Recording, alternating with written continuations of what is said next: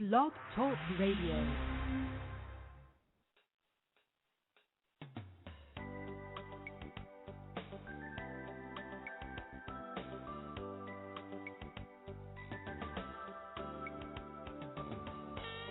Hi everyone, and welcome to a very special edition of Franchise Interviews, where for almost 6 years we've been asking the entrepreneurs one-on-one. I'm your host, Marty McDermott. I'm the president of Franchise Interviews, and we have a great show today. Over the years, Franchise Interviews has had some amazing quotes and advice from our guests. And today you're going to hear some of the best clips and advice suggested on our weekly radio show that made our Great Quotes in Franchising podcast. This special 2-hour show will have over 20 clips from people like the great Michael Gerber, entrepreneurship expert Dr. Scott Shane, some of the top franchise experts and attorneys in the country, and of course us. So sit back and enjoy. This show took many, many hours to create, so have a great time, and we'll see you again soon.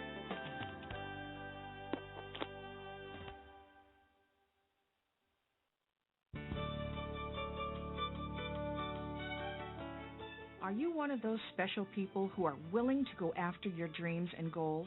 Are you ready to fulfill that dream of owning your own business with the security of a proven brand? The opportunity to take control of your future and own a Rita's Italian Ice franchise is within your reach. Rita's is seeking success-oriented individuals who are ready to make a change in their life, and Rita's offers unparalleled training and support to assure your success. And did you know the frozen treat industry is a recession-proof industry, and there are Rita's in 23 states currently with 540 stores open.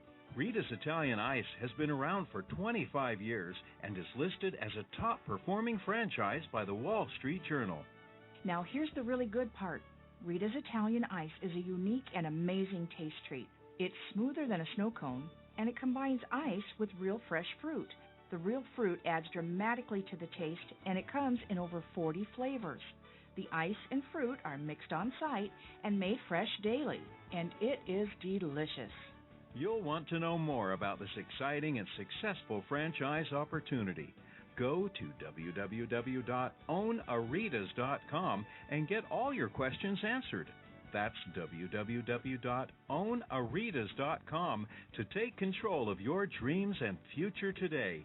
You don't want to wait any longer to be a part of this adventure. www.ownaritas.com.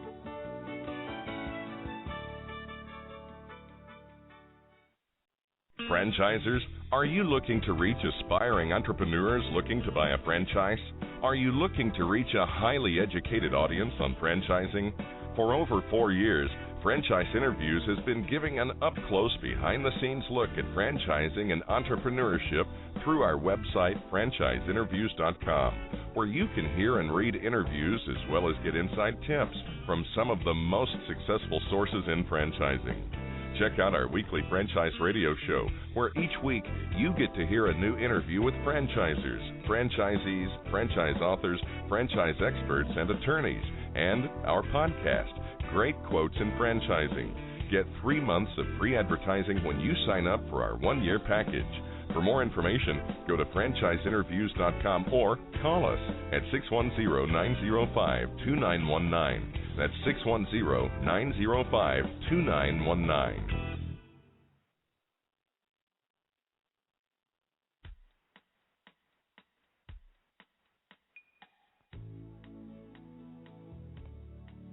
Hi, everyone, and welcome back to a very special edition of Franchise Interviews, where for almost 6 years now we've been asking the entrepreneurs one-on-one. I'm your host, Marty McDermott. I'm the president of Franchise Interviews, and as we were saying earlier, we have a great show today. Over the years, Franchise Interviews has had some amazing quotes and advice from our guests, and today you're going to get to hear some of the best clips and advice suggested on our weekly radio show that made our Great Quotes in Franchising podcast.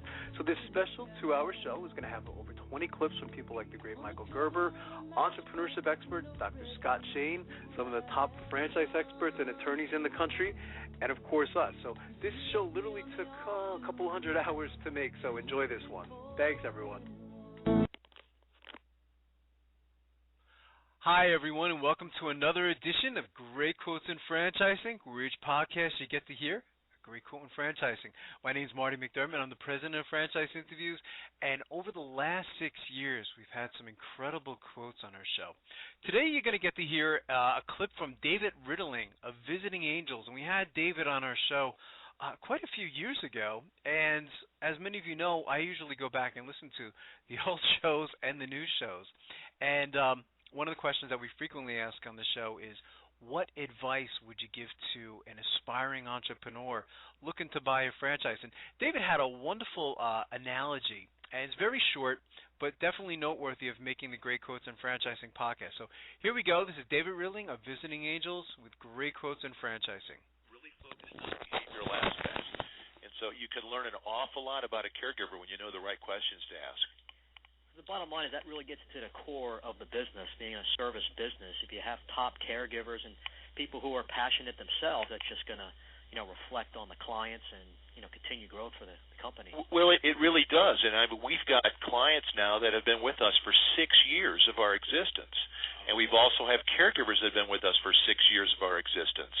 And that just speaks loudly to the relationships and to the fact that we just love our caregivers, we love our care recipients, and we let them know that. And I think that's one thing that there's not enough affirmation in the marketplace. And when we can affirm people around us, they want to be a part of that. That's fantastic. What advice, David, would you give to aspiring entrepreneurs looking to buy a franchise? The majority of our listeners are aspiring entrepreneurs. Well, I think, again, due diligence is really important, but I think it's great to understand what you're good at, what your passions are, and what drives you in a certain direction. Certainly the profit motive is always there, but I see a lot more success with people that really believe in what they're doing.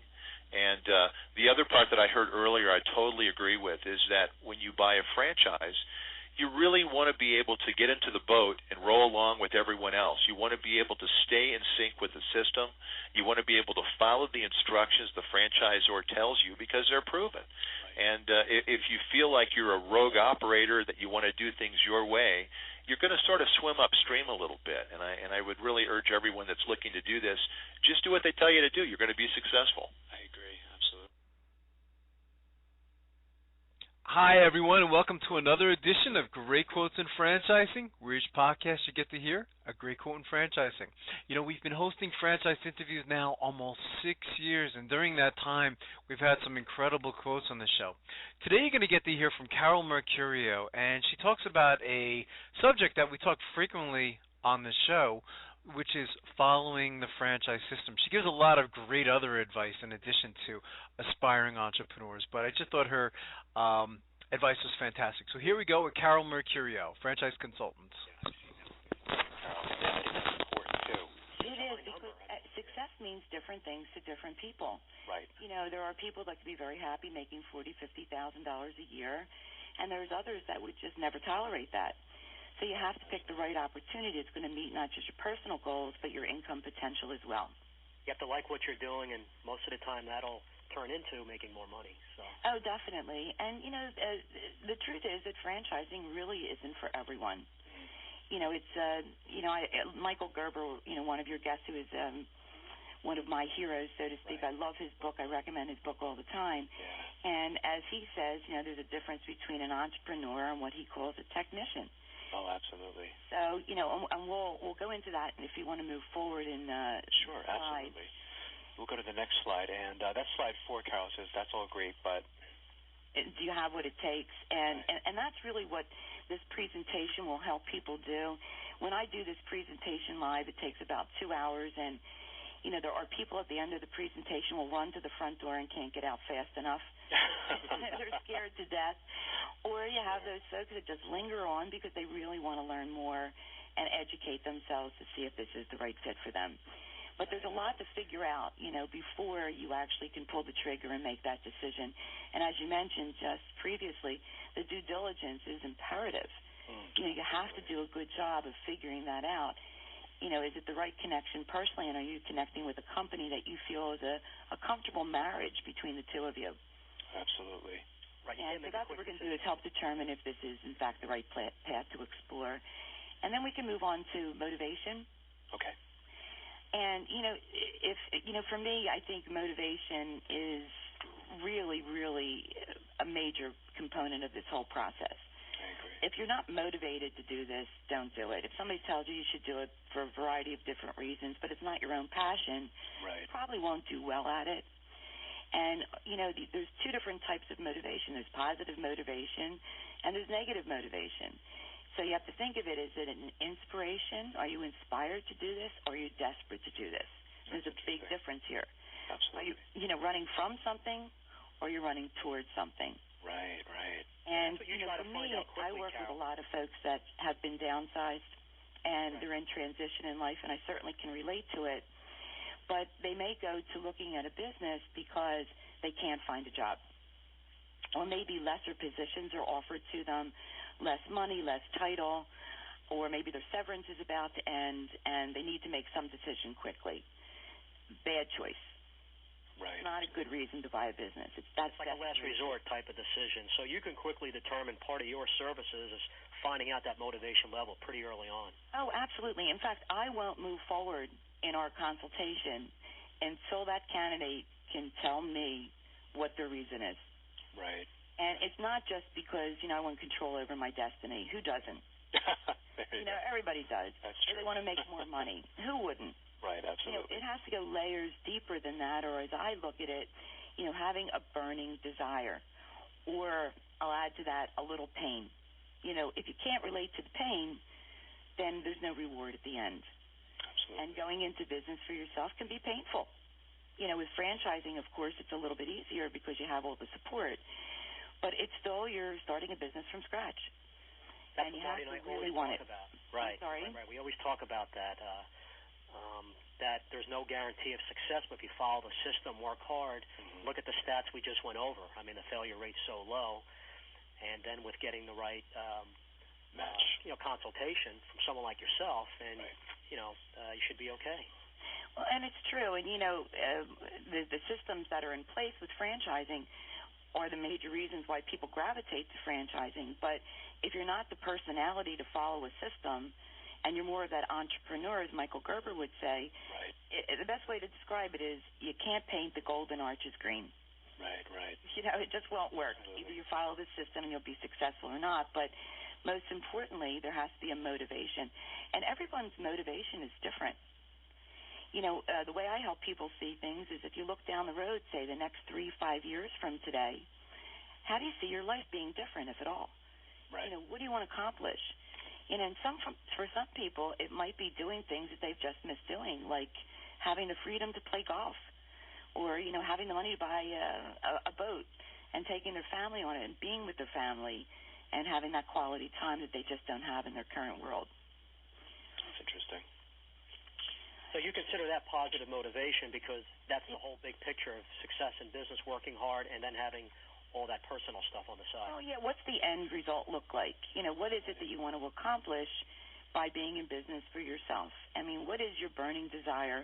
Where is the pain now? I mean, if you look at your current situation today, I'll have people that I'm working with that are making, well over six-figure incomes, and they... Thanks, everyone, for listening, and we'll see you again soon with another edition of Great Quotes in Franchising from Franchise Interviews. Hi, everyone. This is Marty McDermott from Franchise Interviews, and welcome to another edition of Great Quotes in Franchising, where each podcast you get to hear a great quote in franchising. We've been hosting Franchise Interviews now almost 6 years and 300 shows under our belt, and during that time we've had some incredible quotes on the show. Today you're going to get to hear from franchise expert Joel Labava, and Joel has the distinction of being one of two guests in the 6 years we've been hosting the show, of appearing on the show 3 times. So you know how fans we are of Joel. He recently wrote a book called Become a Franchise Owner, which is a must-read in franchising. And today Joel's going to talk about unpeeling the onion and getting to the core, and the importance of franchisees being able to do it their way. So listen to what Joel said. I thought it was quite fascinating. Franchise pro like yourself on. It's only going to help people who are listening. The more information, the better. Boy, that's true. Let me ask you this, Joel. This question we like to ask our guests on the show. What types of characteristics do you think make a successful franchisee? Well, the obvious one is, and that's why I don't meet everybody that is referred to me or that finds me, right. because I try to find out if they are maybe a little too entrepreneurial. Right. Purchase a franchise. For instance, I've had people that have owned previous businesses that have closed them or have sold them and then want to do something else, and they start looking at a franchise. Right. And I'm very cautious, and I tell them up front, you've been doing your own thing for 10 years here. Do you really want to work with the 300-page operations manual and sign a franchise agreement and do it their way after you've been doing it your way for so long? So one of the characteristics is someone that is willing to and has followed a system of some type. Right. That not someone who's always fought the system, who always has a different, better idea. That is not a good franchisee candidate. Absolutely. One does not have to be a robot, but one has to say, look, I have to put my ego aside. This is their idea. The cost of entry is the franchise fee up front, and the continuing cost is royalty income. Right. And you know what? And I'm pretty blunt when I do my seminars. Guess what, guys and gals? It wasn't your idea. Right. So you get to pay the folks that it's their idea, but maybe they can help you get where you want to go. So I look for people that get it and that I feel are going to follow a system. That's interesting. And I guess you can tell pretty quickly who has that right attitude and passion. Within a couple minutes. Right. Just on the phone, I can tell. Right. So I'm careful who I meet with, because I don't want to meet with people just because they have a nice net worth, just because they say they want to get into business. I like to go deeper than that. I really want to, unpeel that onion, and let's find out if this is the right fit. Some folks will meet anyone. I'm not like that. Right. Especially since most of the folks I help are around here. I really have skin in the game. I'm very well known in the Cleveland area. I don't want to try to help people get into business that are going to set themselves up for failure. Right. Interesting. It's wrong. Right. So I'd rather meet less people that really understand what they're getting into, rather than a volume of people that may get lucky and be successful. That's not how I do business. Thanks, everyone, for listening, and we'll see you again soon with another edition of Great Quotes in Franchising by Franchise Interviews. Take care, everyone. Franchise Interviews. For over 4 years, Franchise Interviews has been giving an up-close, behind-the-scenes look at franchising and entrepreneurship through our website, franchiseinterviews.com, where you can hear and read interviews as well as get inside tips from some of the most successful sources in franchising. Check out our weekly franchise radio show, where each week you get to hear a new interview with franchisers, franchisees, franchise authors, franchise experts, and attorneys. And don't forget to listen to our podcast, Great Quotes in Franchising. For more information, go to franchiseinterviews.com or call us at 610-905-2919. That's 610-905-2919. Hi, everyone, and welcome to another edition of Great Quotes in Franchising, where each podcast you get to hear a great quote in franchising. Don and I have been hosting franchise interviews now almost 6 years, and during that time we've had some incredible quotes on the show. Today you're going to get to hear from Sean Folk, who is a military veteran who's done very well in franchising, and Sean's going to give some great advice to perhaps some other military veterans who are looking to go into their own franchise. So here we go.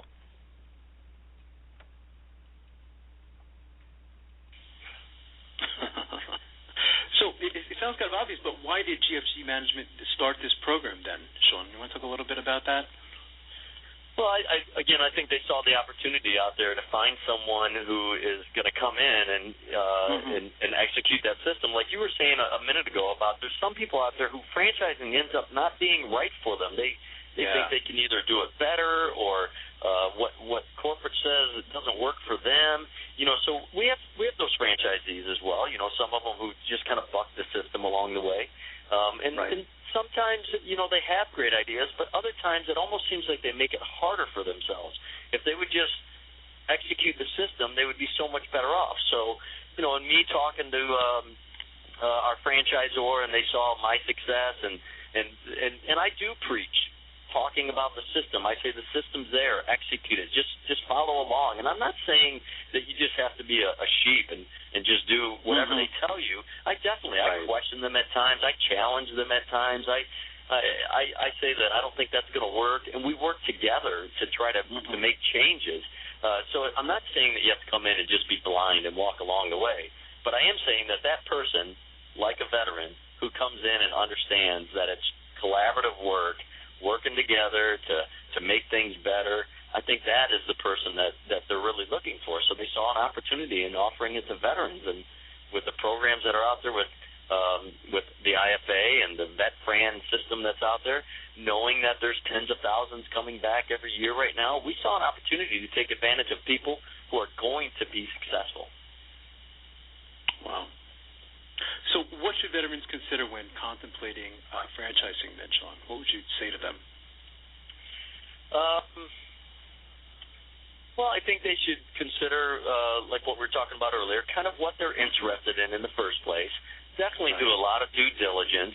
Make sure that you understand what you're getting into. Ask a lot of questions. I would encourage them to ask if in the system that they're interested in, like Great American Cookies, ask if they have veterans in their system already and try to talk to them, because I think a veteran talking to a veteran gives a whole different perspective on things and an understanding of what it really takes to be successful in that system. And so ask that question, and you got to know your finances, and you got to know what the qualifications are, and that's part of the due diligence of knowing what you're getting into. That's a good point. Just speaking to franchisees in general too, just as try to speak to as many as you can. Do plenty of due diligence. Yeah. Well, I think that there's a lot of effort from the development team of a franchisor to say, here's a list of franchisees that you may want to call and find out about our system. Well, I think if a veteran's coming in, they ought to say, well, are any of these veterans, and if not, can I talk to a veteran? And I think they have a whole different language that they communicate on, and I think that they can get a different picture and a more accurate picture that relates to them a little bit more. It's also good to see so many franchise systems part of the VetFran program. Thanks, everyone, for listening, and we'll see you again soon with another edition of Great Quotes in Franchising from Franchise Interviews. Take care, everyone. Hi, everyone. This is Marty McDermott, the president of Franchise Interviews, and welcome to another edition of Great Quotes in Franchising, where each podcast you get to hear a great quote in franchising. You know, Don and I have been hosting Franchise Interviews now almost 6 years, and during that time, we've had some incredible quotes on the show. Today, you're going to get to hear from Lawrence Stock Cohen, who is a veteran of the franchise industry, who first franchised Great American Cookies 33 years ago. He became the first ever franchisee inducted into the International Franchise Association Hall of Fame, and you're going to get to hear from him right now. I like it. Let's do it. What was it that made you decide to go into franchising, Doc? I mean, again, you had, a couple different choices, I guess, at that time of your life. What was it about, becoming a franchisee?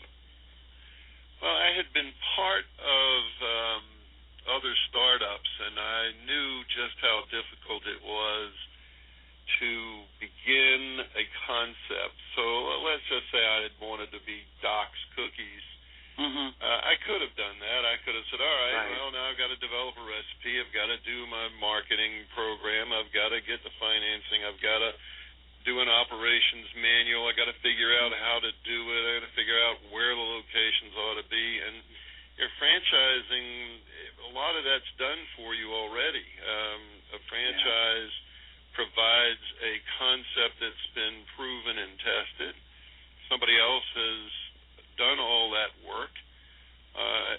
The systems are typically in place and have been revised over time to prove that they can be successful, and it was just a great way to go. Question I've been dying to ask you is, what's changed in franchising? I mean, you've been involved in it for such a long time now. What are some of the biggest changes that you've seen, Doc, over that time? Well, there have been a number of them. I think probably the most significant is the level of sophistication of the franchisee today, as opposed to when I went into it. And I don't think I'm the most unsophisticated person in the world looking back, but I really went into this without doing sufficient homework. And so, as I said, a lot of this was luck back then. Today, franchisees are much more likely to have strong legal advice, very strong financial advice, are familiar with things like business plans. I didn't know what a business plan was when I went into business. I had no idea what a business plan was. And today's franchisees are much more knowledgeable about those things. And today, franchisees are more likely to be multi-unit and multi-brand. That's something that has changed significantly over the years, is that today you find franchisees like myself, in fact, that operate multiple brands and sometimes across different companies. So, we have 2 brands for my own franchisor, and then I operate actually 3 other concepts. Wow, it's interesting. Are you surprised about the number of franchise systems and the number of industries that are now franchising, Doc? I mean, when you first got into this, going back 33 years ago, there weren't as many systems, there weren't as many industries. I guess it might have been maybe a little easier to get into franchising because it seems like there's so many choices and so many industries today. Are you surprised at the number of systems and industries? No, not at all. It's funny because 33 years ago, I was thinking, oh my gosh, how do I get to be a franchisee? You must really have to know somebody to get one of these franchises. And what I think's happened over the years is that as franchising has grown, people have recognized that it's such a great way to grow a business. So you have an entrepreneur who has this great idea, and the entrepreneur develops the idea and sees it bloom, and he or she gets going with it, and it's really fantastic. And then somebody else sees it and says, "Gee, that's a great idea. I'd like to do it." And as an entrepreneur, you may be sitting there with limited capital, and you say, "Well, yeah, I can teach you how to do this," and you really get excited about the prospect of teaching someone else how to do the business that you've developed and grown. And I think that's what's exciting about franchising. And that's why I think, for one reason anyway, why franchising has grown. It's a great way for an entrepreneur to get more rapid growth of a concept that he or she has developed. Thanks, everyone, for listening, and we'll see you again soon with another edition of Great Quotes in Franchising from Franchise Interviews. Take care, everyone. Hi, everyone. This is Marty McDermott from Franchise Interviews, and welcome to another edition of Great Quotes in Franchising, where each podcast you get to hear a great quote in franchising. Franchise Interviews has been hosting Franchise Interviews for almost 6 years now and almost 300 shows, and during that time we've had some incredible quotes on our show. Today you're going to get to hear from Art Collet, who is the president of Alpha Graphics, and Art has a wonderful quote. He says that franchising is one of the greatest inventions for small business, and he kind of expands why, so here we go. Fantastic program. When I saw it, I said I thought this was very exciting for you guys, and it's going to be interesting to watch it. It sounds like your franchise partners are certainly going to appreciate something like this, and I guess that's the benefit of getting into franchising as well, isn't it, Art? Is to you have a program like this, a very strong program that the franchisees can really benefit from. Yeah, I tell you, Marty, you said something earlier. I was saying earlier about that nearly 10 years of restaurant ownership. Mm-hmm. There were months, Marty, and we were not a franchise. There were months, Marty, where I begged for somebody to send a royalty check to, because I thought, man, if somebody could bring me some turnkey marketing programs, if somebody could bring me some training solutions that were already ready to go for the employees and how to hire them and who's the right person, how to recruit them, if somebody could bring me a process for creating more traffic at my restaurant or operational workflow and checklist.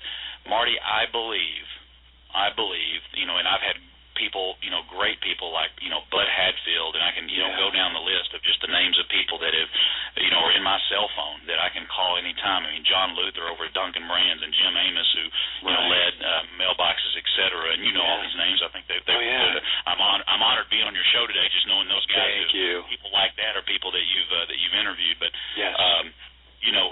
franchising, I believe, is the greatest invention for small business ownership. Yeah. Because franchising doesn't change the fact that you're still a small business owner. Exactly.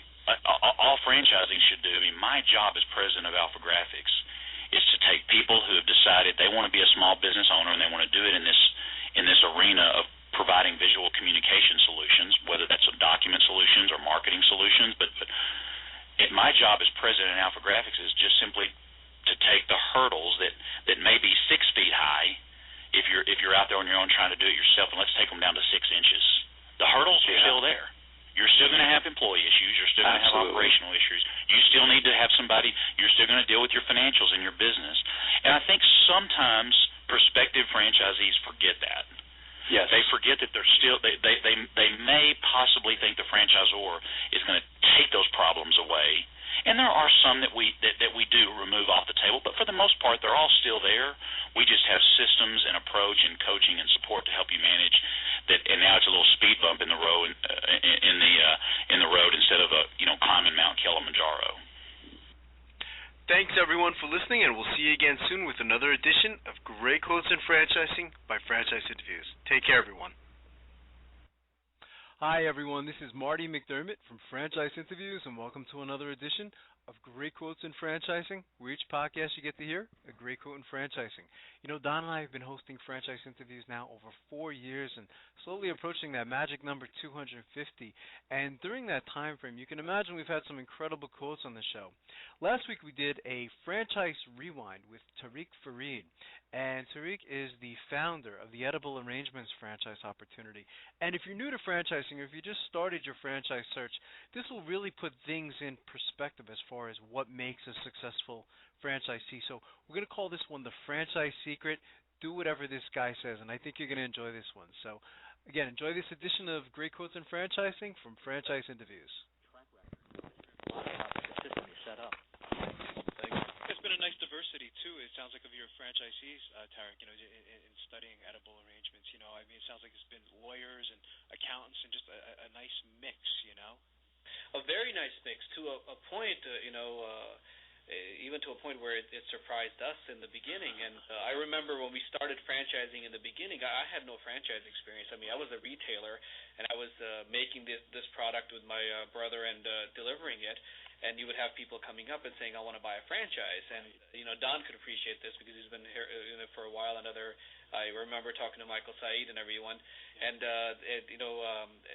somebody would say, I'm a lawyer. I don't want to be a lawyer anymore. And so they go, wait a minute, you're going to go from a lawyer cutting fruit? It doesn't make sense. Exactly. And then we have some of these people in our system right now, and they're very, very successful business people. And I have the utmost admiration for them to, where I kind of was hesitant. And I remember I always share a story with people that I had some people come in the beginning, and I was convincing them not to buy because I really didn't want them to fail. Right. And I thought they had good careers and things like that, but they turned out to be incredible franchisees where they own 5, 6, 7 stores, so they do great. Yeah, this is a perfect example of if you just follow the system, no matter what your background is, and usually age might not have to do with it much either. Of course, the older you are, more experienced, maybe you have a little bit of an advantage, but really you just follow the system, you train them and everything, a very high chance of being successful.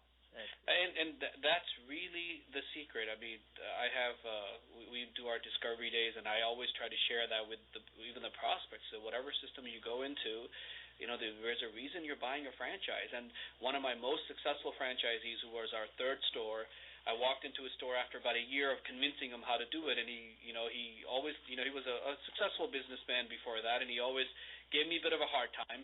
And then, he kind of saw that we were going in a certain momentum, and he started to follow, and he sat in front of his whole crew one day and said, okay, guys, from now on, whatever these guys say goes. However they say it, we do it. We don't question it, and when their trainers come in or they come in, and he is the most successful franchisee in our system. He is single-handedly the most successful franchisee in our system. And all it is that as he's duplicated, his concept from 1 store to 2 to 3 to 4, he followed that simple formula. And, the burden was on us to make sure that we provide him the solutions, provide him the support, be it him, his managers, and from that he benefited. And he's, he may have 1 or 2 years of experience of running the stores. We had 5 or 6 by then. So that's exactly what it has done, and it does work every time. Yeah, That's a great story, Tarek, because it's been a common theme on our show, Don, hasn't it? Where we've had some of the most successful franchisees to some pretty big systems, and they've all said the same thing, Tarek, is all they did was just follow the system. They didn't change anything, and became very successful. So that's great to hear. And especially if it's working, if you're getting on board a system that is working, that is growing, what do they say? If it ain't broke, don't fix it. So absolutely. Why do anything? Just take advantage of it. And I always use that analogy of with some of our franchisees to say, I hate to take it down to this level, but it is kind of a kindergartner/sixth grader effect, where I've been in this building 6 years, so I kind of know every corner and the nook and cranny, and I know how the principal, what he likes and what he doesn't like. You need to learn, so let me teach you. So you're coming in, and then you see some incredible transformation. We have some incredible stories, and I'm sure every franchise system does. And the success that we have, it has to do with these great franchisees that we've had that have taken on and actually listened and applied some of the policies and procedures and technologies and other things that we created to make them successful. I guess, Tarek, sometimes yourself or your staff, if you see a prospect maybe sometimes a little too entrepreneurial, I guess you really have to speak to them to let them know that it might not be a fit with your company. We used to do. I remember in the beginning doing that a lot to let people know that I love your passion, I love your energy and everything, but you keep talking about your experiences and how you've done stuff.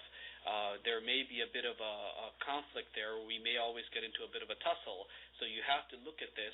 We have systems and standards, and we've experimented with these. We've actually mastered them, and we've proven them at multiple times. So you may want to turn around and try it a different way, but it's really not going to work. More, not necessarily only for yourself, but for the total success of the system, because there is consistency and everything, and we know what's going to work. So we have those conversations, but once you get to a certain number, a certain mass in your system, that comes up less and less. And I think there's a class of prospects or franchisees or new owners that start coming to you after a while to say, look, I want to duplicate what you've done. How do I do it? And they don't want to turn around and start from scratch. And that was great when we started to get a lot of existing franchise prospects, meaning they were in other systems, and when they came into our system, they found success very, very quickly because they had gone through those processes, and we gave them some tools that they did not have before, and they saw some benefits that they had not seen before, or had already gone through the process where we didn't really need to explain, and they turned their stores around very, very quickly. Hi, everyone. This is Marty McDermott from Franchise Interviews, and welcome to another edition of Great Quotes in Franchising, where each podcast you get to hear a great quote in franchising. Don and I have been hosting Franchise Interviews now for almost 2 years, with 100 shows under our belt, and during that time frame, we've had some incredible quotes from the guests that have been on our show. If you're a frequent listener to our weekly radio show, then you know what fans Don and I are of the great Michael Gerber, author of the very successful E-Myth Revisited and Awakening the Entrepreneur Within.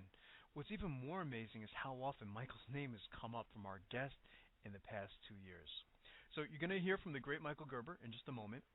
And for the first time on Blog Talk Radio, Franchise Interviews is giving franchisors a unique opportunity to sponsor our weekly radio show.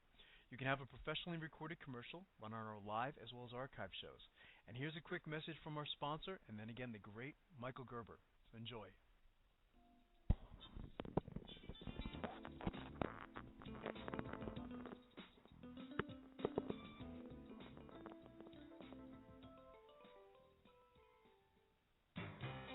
Franchise Interviews. For over 2 years now, Franchise Interviews has been giving you an up-close, behind-the-scenes look at franchising and entrepreneurship. Through our website, franchiseinterviews.com, where you can hear and read interviews as well as get tips from some of the most successful sources in franchising. And our weekly franchise radio show, where each week you get to hear a new interview with franchisors, franchisees, franchise authors, experts, and attorneys. And our free franchise newsletter, which is a must-read for anyone looking to buy a franchise. And don't forget to listen to our podcast, Great Quotes in Franchising. For more information, go to franchiseinterviews.com or call us at 610-905-2727. 610-905-2919. That's 610-905-2919.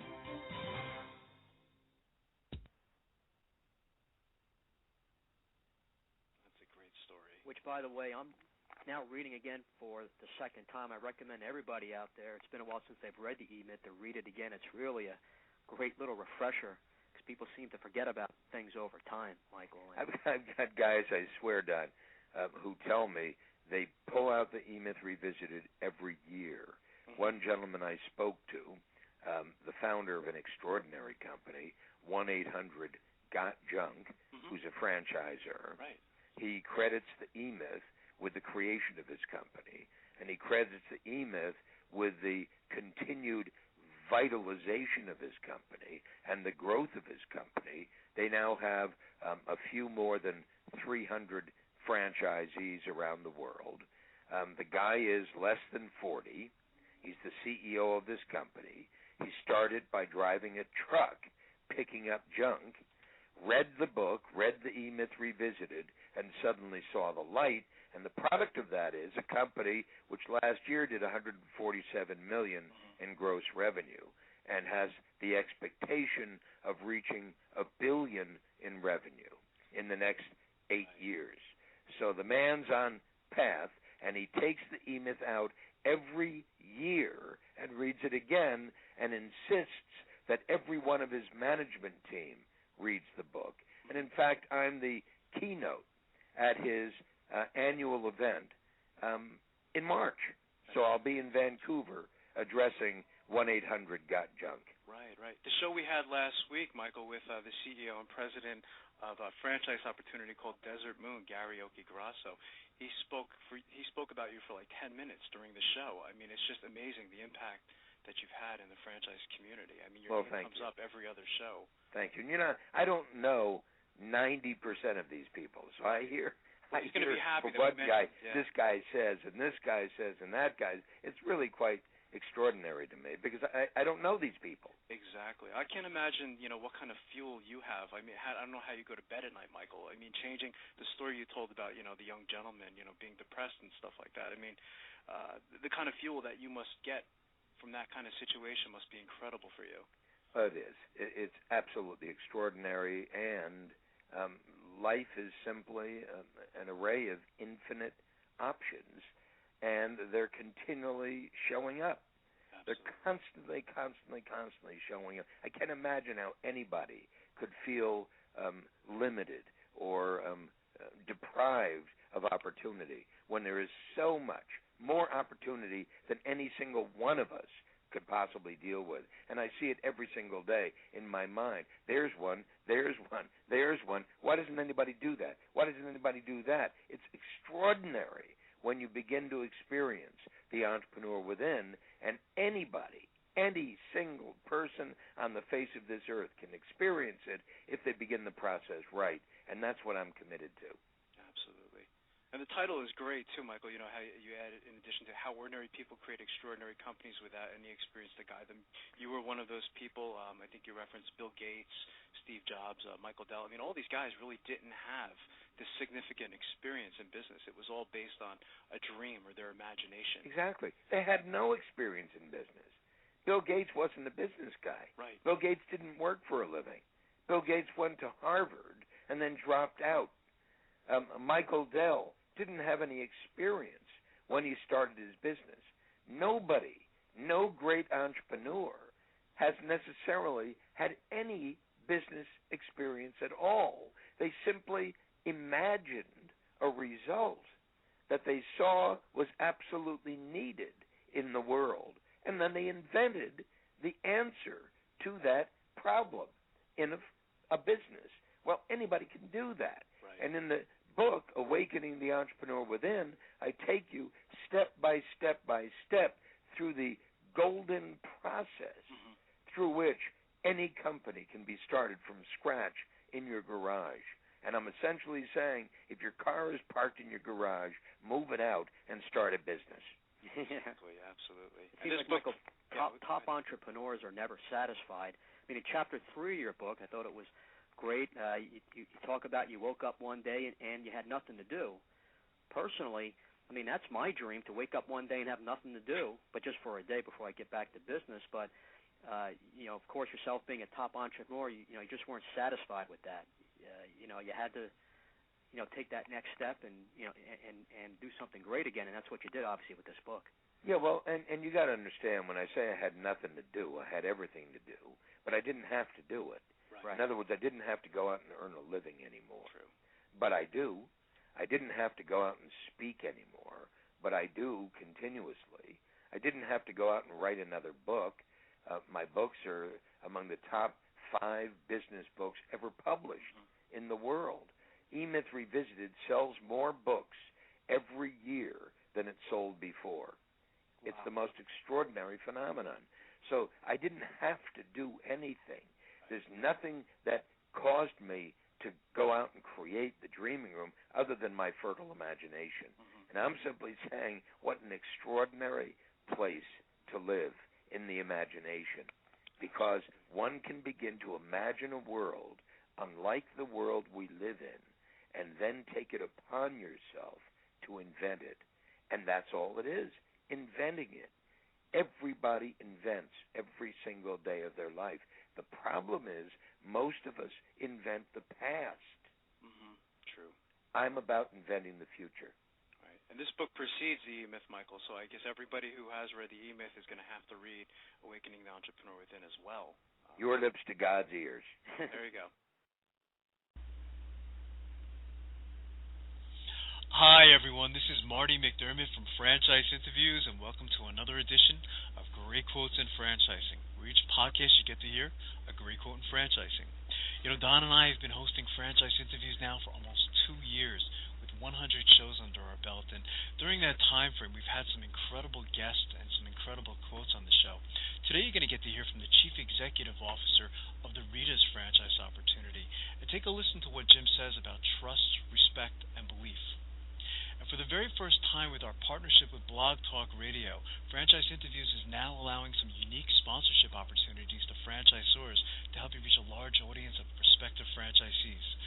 So enjoy. Here's a message from our sponsor, and we'll see you again soon with another edition of Great Quotes in Franchising.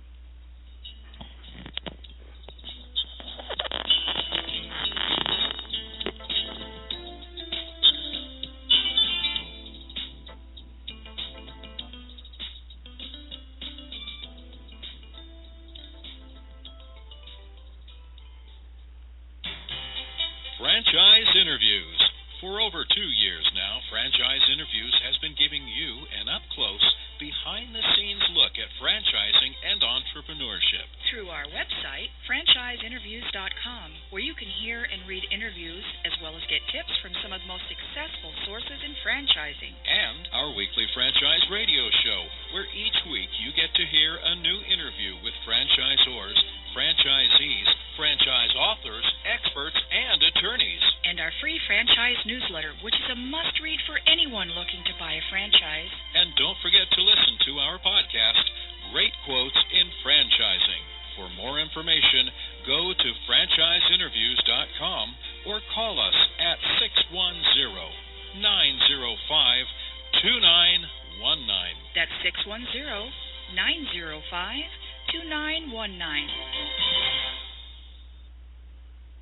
For our partners, what is it that we're looking for? So separate from the commitment and the passion and the integrity and wanting to work hard, you need to do something else for that franchisor. And so whether it's Rita's or it's, I heard you talk about the other concepts that you have coming on, you need to do 3 things with that franchisor, because a franchisor does it with you. It's about trusting that franchisor, respecting the franchisor, and believing in the franchisor. Trust, respect, and believe. Because if you're going to become a franchisee, as my father used to say, we pay this fee and we pay a royalty of every dollar. It's our responsibility to be able to believe in these guys and respect them and trust them. And it's difficult over the years, 20 years with Wendy's, 19 years. I'll be very honest. There was many ups and there were many downs. But there was never a point that we never believed in the concept and we didn't respect the guys. That was very important. So what I try and express and preach to our partners, because we do it internally, and I want them to feel the same, is to trust us, believe in us, and respect us. you do that, then we're going to be successful together. Because if you go back to the beginning, it's why you bought the concept. And not everybody should be a franchisee. But if you take that route and you make the commitment of a franchisee, then do as the company suggests and recommends.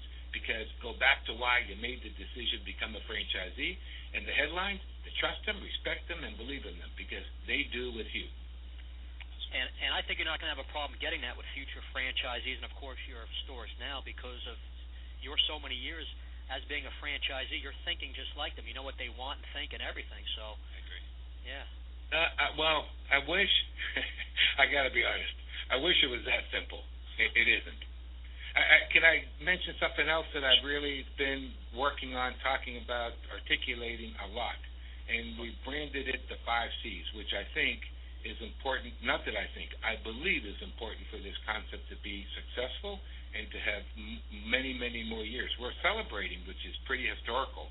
We're celebrating our 25th anniversary next year, which is, I remember I was with Wendy's when they did their 25th. It's a big deal. There's very few that celebrate 25 years. But anyway, we branded it at the 5 C's, and I won't go through them, but I'll just quickly give you the words. The first one is a commitment to the RETA system, and they're all self-explanatory, but that's number 1. Right. Number 2 is the consistency, and I really drive that from the consistency from the store operations first, but then everything that we do as a franchisor and a franchisee, we need to be consistent, because we all of us, everybody wants to do the right thing, and we all want to be good, and if we have this concept of being consistent and doing it every day, we got a better chance. The third is communication, and to me, we never get, as I say, I'm not an expert, we are constantly thinking about how to improve the communication. It is our lifeblood, it's our conduit, this is a partnership, and communication is the key to any relationship, husband and wife, siblings, whatever, it's communication. 4 is the R&D, research and development. I can go through the products that we introduced this year. We introduced one last year, and we're going to introduce more next year, is because we as customers, guests, want to have more of a variety of products. And then the last one, and probably the most important, and this is a major one, and I call it embracing change. Because the world is changing quick, but it's more than change. We need, as individuals, to embrace it. We need to embrace it and be a part of it and be in support of it, because change is difficult. I guess I've gone through it. I have many experiences of being difficult with change. I'm at the opposite extreme. I look for change. I want change. I promote change, because if we're not changing, then we're going to be left behind. This world, the business world, the franchise world, the guests are changing so fast. We need to be changing with them. And it's so difficult to be embracing it. So I think that's, great points, Jim. The change is part of life, and, even some of your, most well-known concepts, the McDonald's and so forth, always have to be going through changes and adapting and so forth. So that's a good point to have that attitude. You're like the professor, Jim. I'm here, writing frantically, taking notes. So you're doing a great job here. Thank you. That's not my intent, but thank you. I appreciate that. Talk a little about, Jim, just about the history of reading. People love.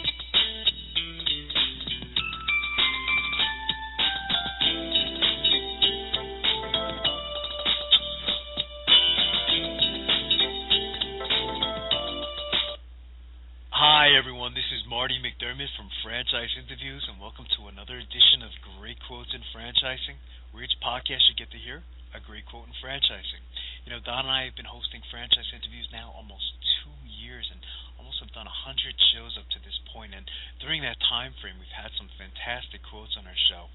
Today, you're going to get to hear from one of the top franchise attorneys in the country, Kevin Hine, and Kevin's going to talk to you about the hallmark of franchising. Our podcast today is being brought to you by Franchise Interviews, LLC, and Franchise Interviews gives you an up-close and behind-the-scenes look at franchising and entrepreneurship through our website, franchiseinterviews.com, where you can hear and read interviews as well as get inside tips from some of the most successful sources in franchising. Our weekly franchise radio show on Blog Talk Radio, where each week you get to hear a new interview with franchisors, franchisees, franchise authors, franchise experts, and franchise attorneys. And our monthly franchise newsletter, which is a must-read for anyone looking to buy a franchise. And here we go with Kevin Hine. I think on is whether or not they can easily replicate their system. The more difficult, the more detailed the operation is, the harder it is to replicate. So, for example, take the food industry. You see lots and lots of franchise companies in the quick service restaurant segment, in the fast casual segment, but you see very few successful franchise companies in the fine dining or the white tablecloth segment. Sure. And the reason is that it's very difficult to teach other people to execute at that level. When you've got people coming in at a very high price point, they don't want just food, they want a good experience, and that requires a certain level of skill and expertise, and it's very hard to replicate that across restaurants, even in a single city, much less across the country. So you want to make sure that you have something that's pretty easy to replicate and that you can train people on, because frankly, you want people to, you want your franchisees to come in and be able to duplicate what you've done, or you're not going to build a very successful franchise system. Right. I mean, that's one of the biggest reasons people invest in a franchise, of course, the money aspect, but because of this, the simplicity, hopefully, that the franchisor puts together. So this is a big part of what you're talking about here, Kevin. Absolutely. And the hallmark of franchising, and I know that some people can be critical of this, but the hallmark of franchising is that you give people the same experience no matter what market they're in. Exactly. And we all know that if we stop at a McDonald's, whether we're in Portland, Oregon, or Portland, Maine, that hamburger is going to be the same. Right. And it's the same experience, and people come to rely on that and count on that experience, and that's why franchising has been so successful in so many industries. Absolutely. And the last thing I always tell people is that you better have a unique marketing proposition. If you're going to try and franchise something and it's already been done, then you're at a real disadvantage. If you're just going to roll out the next hamburger chain franchise and there's nothing unique about what you do, then people are not going to be interested in buying into your system. They want to know, how do I compete with McDonald's, not how do I stand out there as a me too in comparison to McDonald's. So whether it's a new way of providing the service, whether it's a new way of collecting money, whether it's a new gimmick in terms of getting people in the door. I think of Pizza Patrón, for example, the pizza chain out of Texas that serves predominantly the Latino market that recently started to accept pesos. Right, we mentioned that. I mean, that's a great marketing proposition. It's a way to say, look, yeah, we sell pizza, but boy, is this ever, a unique way to get people in the door, people who have different currencies and who have different issues. We're gonna service that market. That's something unique. And that's one of the things that makes that chain particularly unique, and therefore is able to attract people to become prospective franchisees. Yeah, that pizza chain got a lot of PR too, Kevin, from that whole thing. By doing something different. It was they were pretty much in every national newspaper across the United States. Right. Well, there's the old saying that good PR or bad PR is the same. It's going to drive people in the door. Right. Wasn't that your idea, Kevin? That accepting pesos? That I would love to say that was my idea, but I'm not quite that creative. You brought up a good point about the uniqueness here. I mean, I don't know if you listened earlier, but last week we interviewed Badass Coffee, and there's a lot of different coffee franchises, but they stand out because they're quality coffee. They have a Hawaiian theme. Right. They have a whole story behind it. It was why they're having success, Kevin, is this point you're bringing up about the unique marketing, proposition. Right. That's what I thought of, Don. As Kevin was explaining this, I thought of the same thing. Badass Coffee. Yeah. Well, and I think that's a great example. There's lots of coffee purveyors out there. Right. What's the hook? What's the hook to get people to buy the franchise? And more importantly, what's the hook to get new customers in the door? Exactly. Right. Thanks, everyone, for listening, and we'll see you again soon with another edition of Great Quotes in Franchising from Franchise Interviews. Take care. Hi, everyone. This is Marty McDermott from Franchise Interviews, and welcome to another edition of Great Quotes in Franchising, where each podcast you get to hear a great quote in franchising. Don and I have been hosting Franchise Interviews for over 2 years now, with over 110 shows, and during that time we've had some incredible quotes on our show. Today you're going to get to hear from Barry Falcon, who's one of the founders of the Shelf Genie franchise concept. And, a lot of times if you're a listener to our show, you know that Don and I compare franchising in many instances to a marriage, not to diminish the sanctity of marriage, but it really is, in some instances, that big. Barry had a wonderful quote. We're going to call this podcast Date a Little, and I think it's going to make a little more sense as we dive deeper into it. So enjoy. You're going to hear a message from our sponsor, and then again,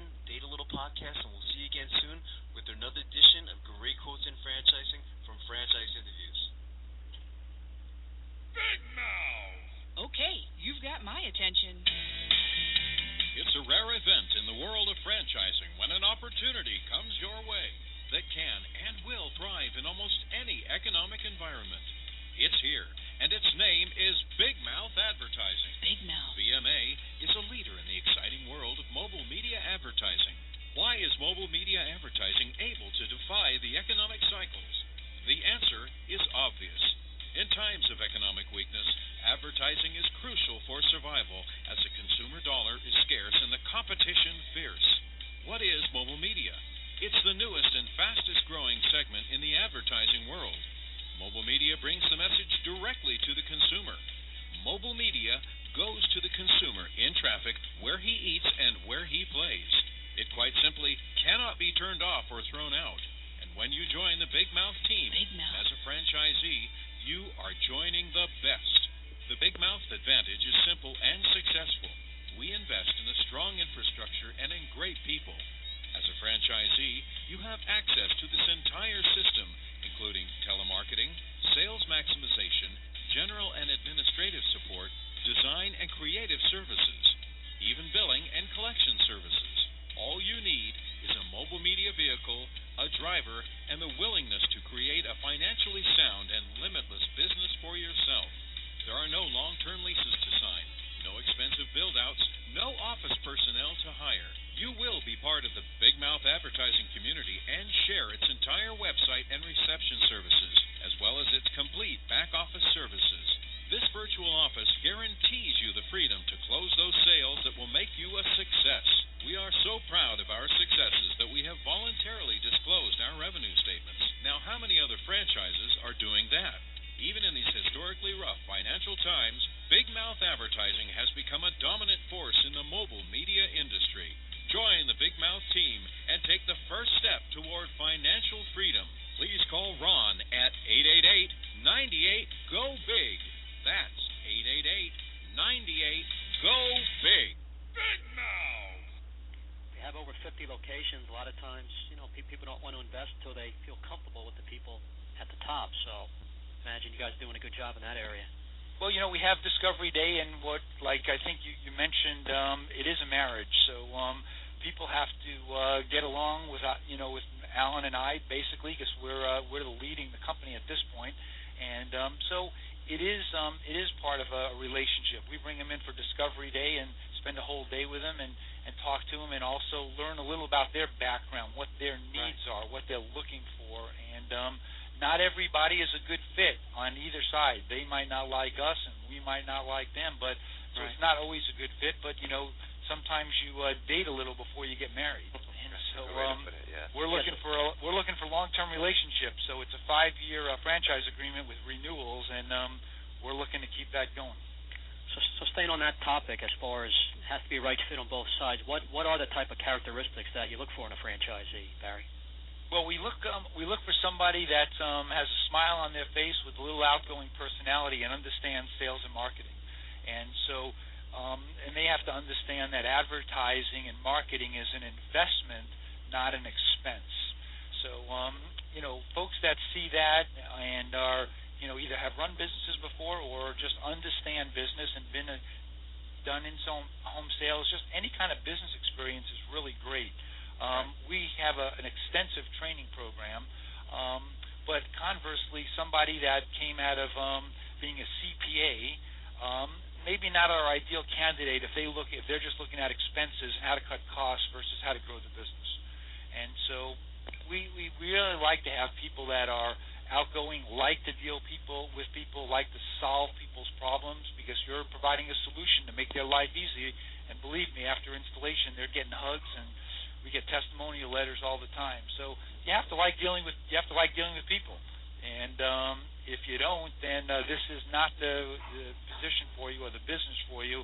If you want to sit in the back of an office someplace and just crunch numbers, then shelf cleaning is not it. But if you Hi, everyone. This is Marty McDermott from Franchise Interviews, and welcome to another edition of Great Quotes in Franchising, where each podcast you get to hear a great quote in franchising. Don and I have been hosting Franchise Interviews now over 2 years with over 111 shows under our belt, and during that time frame, we've had some incredible quotes on our show. Today, you're going to get to hear from Steve Biegelman, who's a franchise expert and veteran, and Steve answers the question, should I go with a small franchise system or a large franchise system? And I thought Steve's response was quite brilliant. So first we'll hear a quick word from our sponsor, and then Steve Biegelman with should I go with a small franchise system or a large franchise system? Take care, everyone.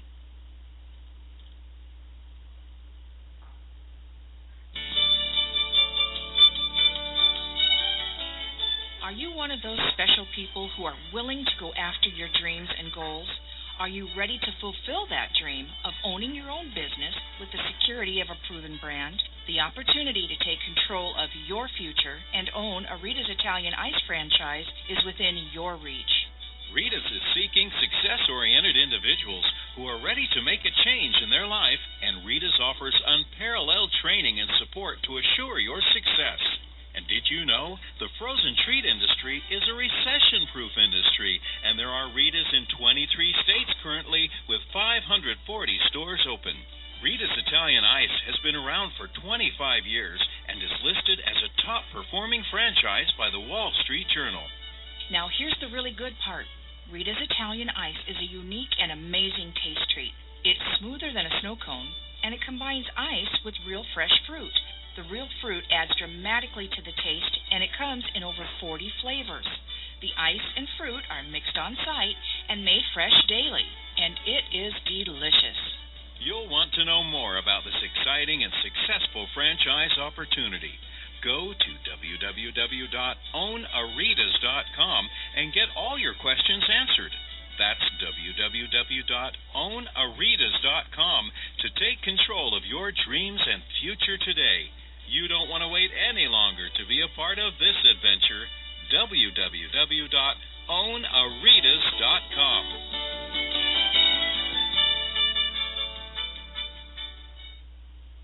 Yeah, very important.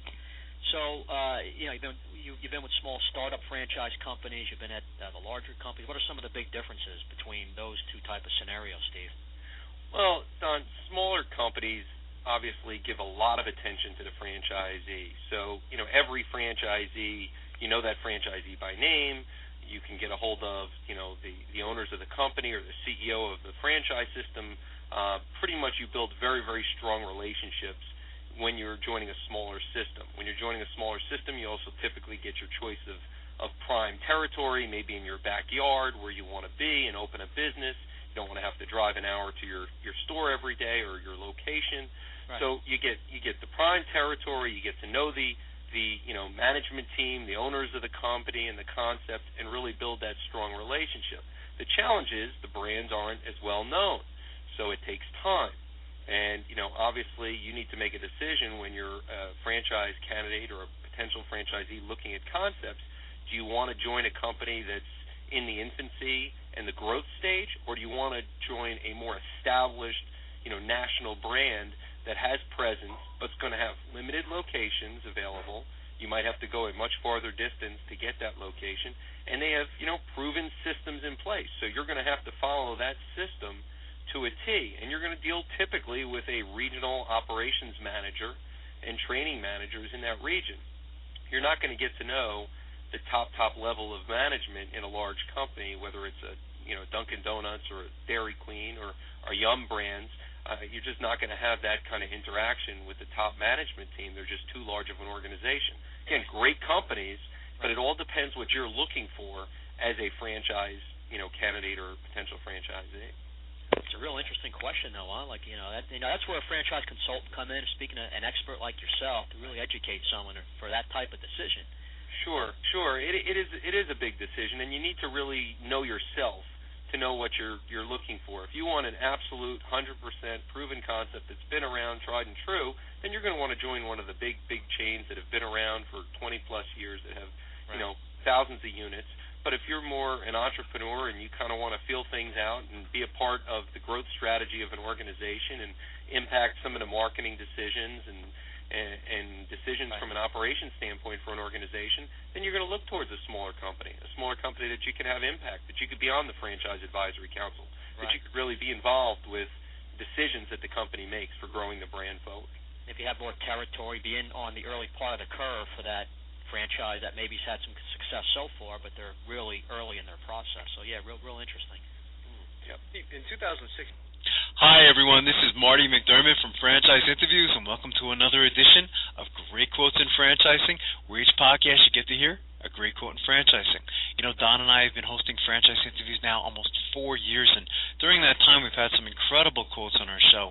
Today you're going to get to hear from two franchisees to the Cartridge World franchise opportunity, and we like to call them franchipreneurs, entrepreneurs who actually purchased a franchise. And I thought they really hit the nail on the head with their advice to aspiring entrepreneurs looking to buy a franchise. They started off with the importance of working hard. You know, I think a lot of times when people are thinking about buying a franchise, that they may think it's going to be a little easier than going into their own business, and certainly not true at all. I mean, a common theme on our show, you know, whether we're talking to a franchisor or a franchisee, is they emphasize that the first year, especially the first year, is going to be a lot of hard work. They also talk about the importance of networking early, the importance of family support, which I think is very, very important, and also the importance of having enough capital to, again, get through that first year and that second year. It's going to be a lot of work. So I think you're going to enjoy this edition. And again, we'll see you again soon with another edition of Great Quotes in Franchising from Franchise Interviews. Here we go, and enjoy. Getting out, networking. Imagine it's a nice part of the business. It is a wonderful part of the business, just meeting people and getting to know them and being able to help them out. What advice, Norm, would you give to an aspiring entrepreneur looking to buy a franchise, or say, for example, Cartridge World? Now you've been through the whole process, training, owning a few stores. What advice would you have someone now listening, thinking of Cartridge World? First of all, you have to understand that you're going to work hard. It's your own business, and it's going to do as well as you are willing to work hard. Learn as much as you can about the marketplace and about your customer base. Network early. Get out there and meet people. Set the stage for when you're actually opening the business. Right. And understand the financial aspects of the business. You can't come in undercapitalized because it may take you a while to start generating some cash flow, and you have to be able to continue to run your business, to market and to advertise. Let people know you're out there. Very good points. How about you, Jeff, on that point? I agree with everything that Norm said, but you really have to do your homework. You really, if you set your mind that you want to be a franchise owner, of course you look at different business models and you choose the model that you think is good and will make sense for you now into the future. To me, it was very important to look for a business model that wasn't just a hot topic for today, something that was going to carry on and be successful for years to come. And then I took on a franchise coach, as I mentioned earlier, and found out a lot of things that I didn't know. I mean, networking for sales is one thing, but networking to understand what you're in for is another thing that's sincerely important. Setting your business plan and your goals is of paramount importance, and understanding, as Norm had said, your financial needs. My franchise coach was not only interested in the fact that I wanted to be involved in a franchise, but he wanted to know is my family behind it. Because you really need to have people behind it. Because as Norm said, this is a 24/7. Even if your store isn't open 24/7, it's a 24/7 thinking process in gearing up and ramping up your business. Absolutely. Just remember, we have about 30 seconds. Hi, everyone. This is Marty McDermott from Franchise Interviews, and welcome to another edition of Great Quotes in Franchising, where each podcast you get to hear a great quote in franchising. And today's podcast is being brought to you by Franchise Times Magazine. Franchise Times is the only magazine that targets both franchisors and multi-unit franchisees, and is a must-read for anyone looking to buy a franchise. You know, Don and I have been hosting Franchise Interviews now over 4 years and over 200 shows, and during that time we've had some incredible quotes on our show.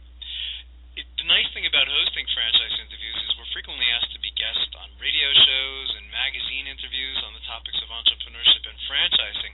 And today you're going to get to hear an interview that we did 6 months ago on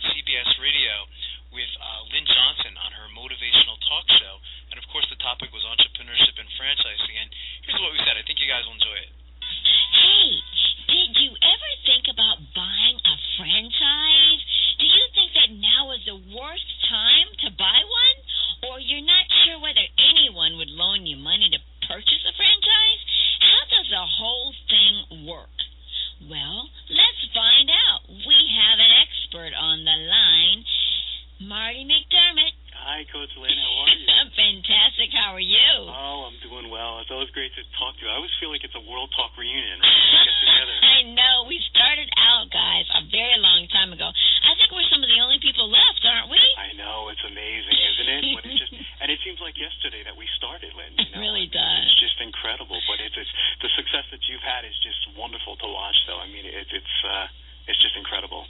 Thank you so much. And yours has been pretty fantastic. You know, Marty, just over the break, when I announced that you were going to be here talking about franchises, I got a tweet from Alice and a lot of other people, but I selected Alice's tweet. Oh, good. Because she says that her family has owned the same bagel shop for over 35 years. Wow. But now they're going to have to close because the business has slowed and their debts are too high. She wonders if setting up her own franchises could save their business. So, Marty, I know you're an expert and you host that wonderful show called Franchise Interviews on Blog Talk Radio. That's right. Are franchises for everyone? Oh, great question, Lynn. It's a deep question, and definitely not. In fact, you know what? If I can quote my friend Dr. John P. Hayes, franchising is not for everyone, and it's probably not for most people. And when I say that, you know, the first time I heard that phrase, Lynn, I was a little confused because I said, if franchising isn't for everyone and it's not for most people, then who could it be for? You know, it's but franchising is really for someone who knows how to follow rules, follow systems. They're not a true entrepreneur. When I say that, sometimes franchisees get upset because they say, what are you talking about? I consider myself an entrepreneur. The entrepreneur is really the person that actually creates the franchise opportunity. And, you know, when you're talking about franchisors or entrepreneurs, they're really, and you know this, Lynn, they're very creative people. Mm-hmm. You know, they can look at something. I could never follow rules, Marty. Exactly. And they could just create something out of anything, you know. Franchisees, and it was funny because I was in Virginia, George Mason University, on Friday talking about this topic. And one of the topics I was talking about was military being good candidates for franchises because they know how to follow a system, you know. So you really have to know how to follow a system, like to follow rules. And if you can't do that, then it's probably not for you. And so, yeah, it's always a word of caution before getting into franchising. Now, I know that you say that there are two key factors that should be present before you consider buying a franchise. What are those factors? Well, it depends. There's a lot of different things. I mean, one is, what do you want the franchise to do for you? And, you know, for example, like I'll give you an example. I like Dunkin' Donuts. You know, I frequent Dunkin' Donuts probably several times a week. And as much as I like Dunkin' Donuts and the coffee and the donuts, I wouldn't be a good franchisee for that type of system because when you buy into a Dunkin' Donuts, you're working some pretty hefty hours. True. You know? So one of the questions you have to ask yourself is, what's important to you? You know, you're really taking a deep assessment. And for me, you know, my family is most important to me. So if I wasn't, you know, with my family or my son, like if he has a baseball game one day or whatever it is, I'm going to get very frustrated, even if I'm making a lot of money. You know, so you want to ask yourself, what do you want this franchise to do for you, and you know, what kind of system is the best match for you? There's so many choices out there today, Lynn. I mean, there's like 80 different industries franchising. Yeah, a lot of people, when they just think of franchising, they just think of food, but it's actually up to about 80 different industries. There's accounting franchises, there's advertising franchises, there's shoe repair franchises, you name it. It seems like they have it, you know. So you really have to ask yourself, you know, what's the best match for you? Mm-hmm. It's a lot of research. And, you know, of course you come down to the financials, too. And, you know, I mean, you know, McDonald's, as successful as it is, it's almost a home run every single time you have a McDonald's franchise. I can't afford one, you know, so the financial aspects are always a big factor as well. I think to go even deeper, I think you need family support. I think that's important as well, you know. I mean, if you're married, I think you have to have that support from your husband or your wife before you get into an opportunity as well, because you're taking them along for the ride with you. I love that you said that, Marty. Absolutely. Do you know what you said? You said you need the support from your husband, which would infer that a woman could easily go in and buy a franchise. I love that. wife has on me too. I guess it's she's got me trained, Lynn. And she's a fan of your show, by the way, too. So you can tell I listen. But absolutely. But it's so true. And speaking of women, Lynn, I mean, they really do make fantastic entrepreneurs. It's amazing. I think for the first time, I teach for Kaplan University. Yes. And we have in colleges for the first time, there's more women in college today than there are men. And they're older as well. They're older, So what does that say to you? Is there's a lot of exciting trends that are taking place here in the United States. So. Now, I wanted to ask you about this because I know that they just announced that even Ritz Camera is going to be closing many, many, many of their stores. And I'm kind of heartbroken about that because I'm an amateur professional photographer. But my question is, so how do you know if the franchise that you're interested in is even going to be around in the next 5 years? Wow, it's a great question, and nothing is ever 100% certain.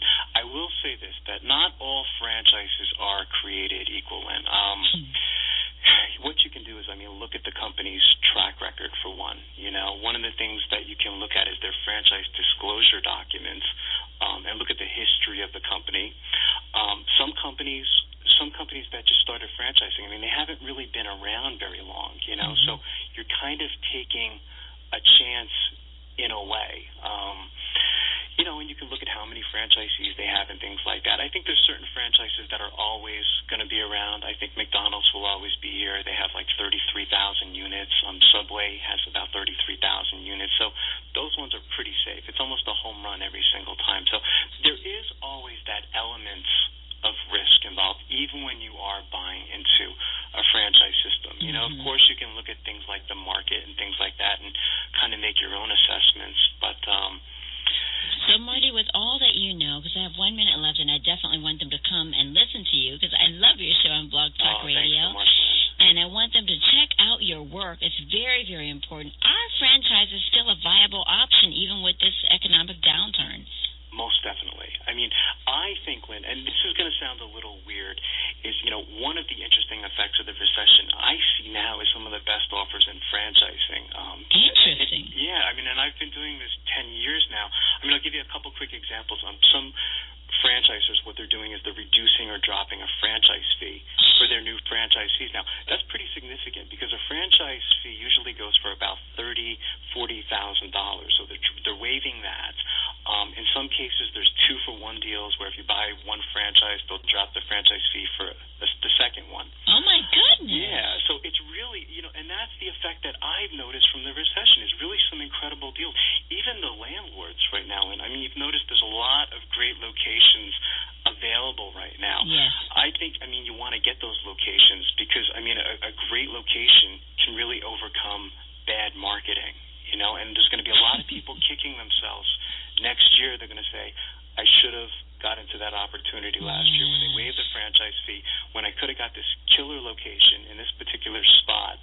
And, landlords are sometimes more willing to give a great lease to a franchise as opposed to, let's say, Tony Subs, who's just like a regular guy. So somewhere Tony's saying, hey! Exactly. Tony does that. But, so they're really getting some incredible deals right now. I think that this is the most exciting time to get into franchising. But again, to quote you, franchising isn't for everyone.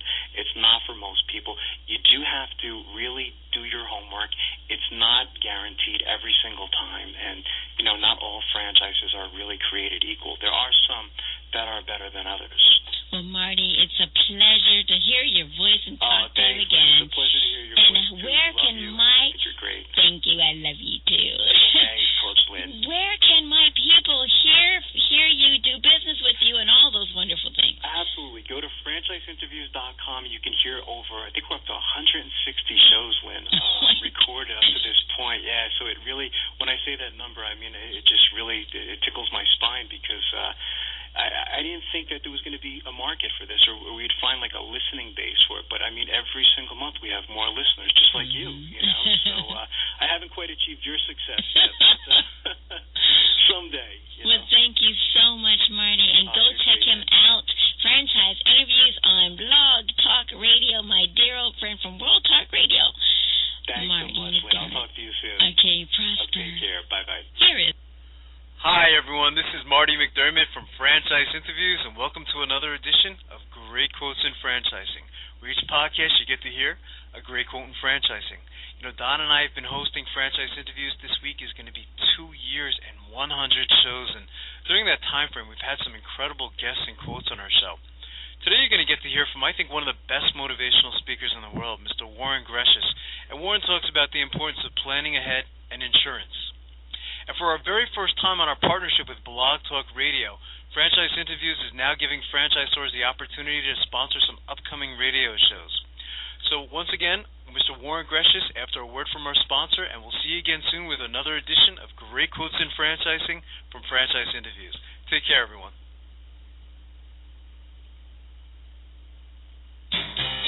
Franchise Interviews.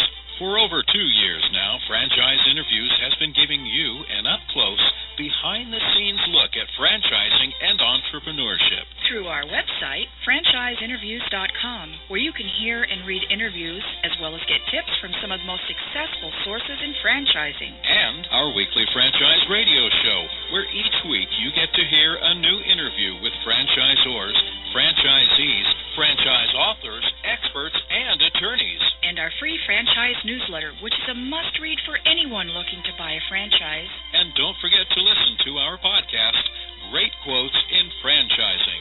For more information, go to franchiseinterviews.com or call us at 610-905-2919. That's 610-905-2919. Like insurance and things like that? Yeah, Warren, one of the areas you address when talking about entrepreneurship is the importance of disability insurance, health savings accounts, and health insurance. I know my father-in-law was had his own insurance business, New York City, and he always talked about the importance of disability insurance. So maybe talk about those couple things a little bit for entrepreneurship. Absolutely. You know, the thing about disability insurance, a couple of things about it. First, it's a must. It must if you're going to own your own business. Remember, one of the big problems with owning your own business, as opposed to working for a company, is that you don't have a safety net. You know, when you work for somebody else, especially when you work for a large company, they're going to supply you with health insurance. They're going to supply you with disability policy. They're also probably going to supply you with a small life insurance policy. But the second you leave that company, all that stuff is gone. And you're really going to need that disability insurance. And God forbid something happens to you and you're unable to work. Essentially, you're out of business. Well, disability insurance is going to give you an income. Now, remember something about disability insurance. Here's the important thing to remember. You cannot get disability insurance if you do not already have an income. And if you're first starting your own business, you're not going to have an income. So what I did was I knew I was going to go into my own business.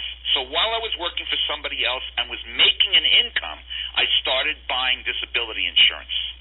Right. And so while you're working, you must, the whole thing about starting a business, if you're not planning ahead before you get into that business, don't go into business.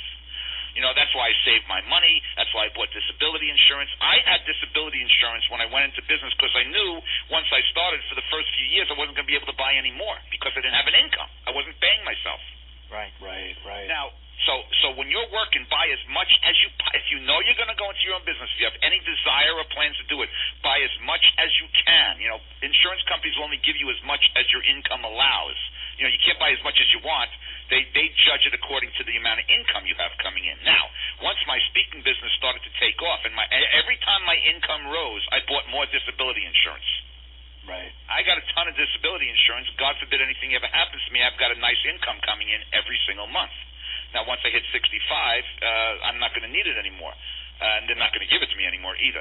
The other thing about health savings accounts, you know, as a small business owner, you're going to get really destroyed by health insurance. The premiums are monstrous. The costs are ridiculous. But you got to have it. You can't afford to get sick. And you can't afford to let hospital and doctor bills put you out of business. Right. For years, I had health accounts, health insurance that were killing me. But, you know, when the health savings accounts came out, I realized, and I went to somebody, I always had a good insurance agent. That's another thing. You know, there's a lot of things you should skimp on as a small business owner. Watch your pennies. Watch your overhead. You know, things like long-distance telephones, cell phone plan, all that sort of stuff. You know, overhead, watch it. But the one thing you don't want to skimp on is expert advice. good lawyer, a good accountant, and a good insurance agent. You know, those people, don't worry about paying them. You know, if you're going to, don't look to skimp on an accountant, a lawyer, or an insurance agent, because you're going to end up with a crummy one. And a crummy one is going to cost you more than what you're paying out. So get good people. I have a great agent, and he advised me on the health savings accounts, found me someone to work with, and now I have a health savings account for my business. You know, it's a low premium, high deductible plan with great tax deductibility in it. It's the greatest tool for a very small business. And I'm a big believer in that. You should also have life insurance. You know, when you're in your own business, you want to protect your family, you need life insurance. But I cannot emphasize enough planning ahead and buying disability while you're still working and making a good income before you start your business, because then at least you're giving yourself some sort of safety net. Don't allow catastrophic things beyond your control to put you out of business.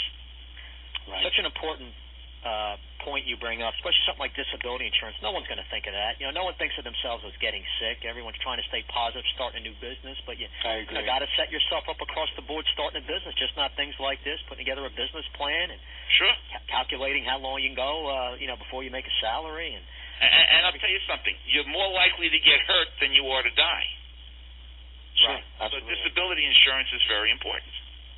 Yeah, that's what my father-in-law told me. It's just as important, if not more, than having life insurance. Absolutely, and I have both. I spend a big part. I spend a lot of overhead every year on insurance: life insurance, disability insurance, long-term care insurance.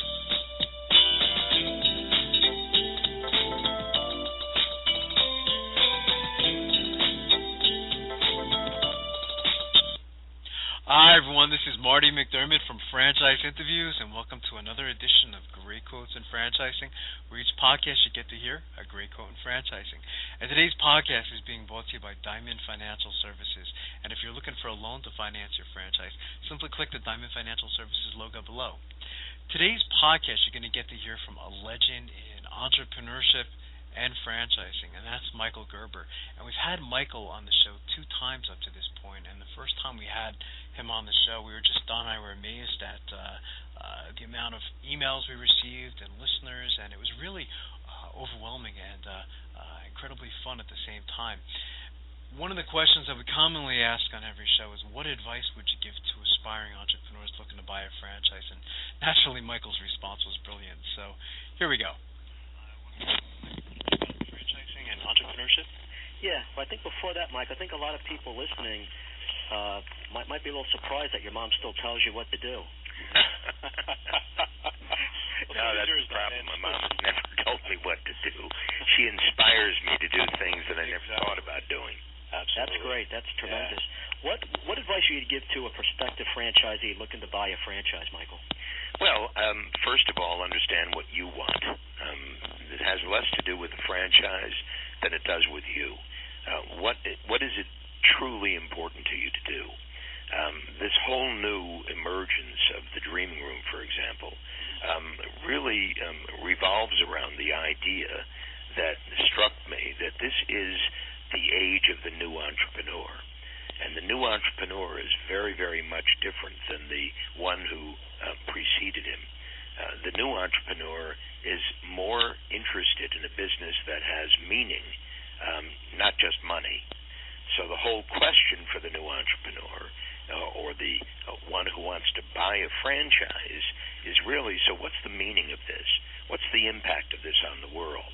When we begin to look at the world and really realize that the world is in dreadful shape, you wonder then how I, in a business of my own, could have some kind of impact that would add value to the world. So I'd begin to look at franchises from that perspective. What's the value of the franchise? Presuming that I'm going to be successful, what is the value? What do I deliver that has value to my customer? What pride do I get from what it is I'm doing? What am I adding of benefit to the world as opposed to subtracting from the world, presuming, again, I'm going to be successful? So the first thing is, what does this company mean? What is the true meaning of this? And what's the impact and import of it? For me in my life, I'm going to die one day. and I'm going to probably die inside my business. And what I'd like to ask myself is, will I be proud of the fact that I devoted the rest of my life to doing this? Right. Would I want to say this to people I love? Would I want to say this to my kids? What am I going to say to them when I describe what I've chosen to do with the years of my life that I'm going to do it in? Because, in fact, you're going to spend the rest of your life in this business or in something very much like it. The second thing I would ask, once I've decided that, yes, this is a worthy thing to do for me, a human being, how organized is this thing that I'm going to do? How organized is it? Does it have a truly kick-ass breakthrough system for doing what it needs to do, which is attract people to it as customers, which is convert those people into active customers and paying customers, and ability to convert those customers into clients, meaning they come back again and again and again and again. So I want to build or buy that capability, or I'm going to then need to build it for myself.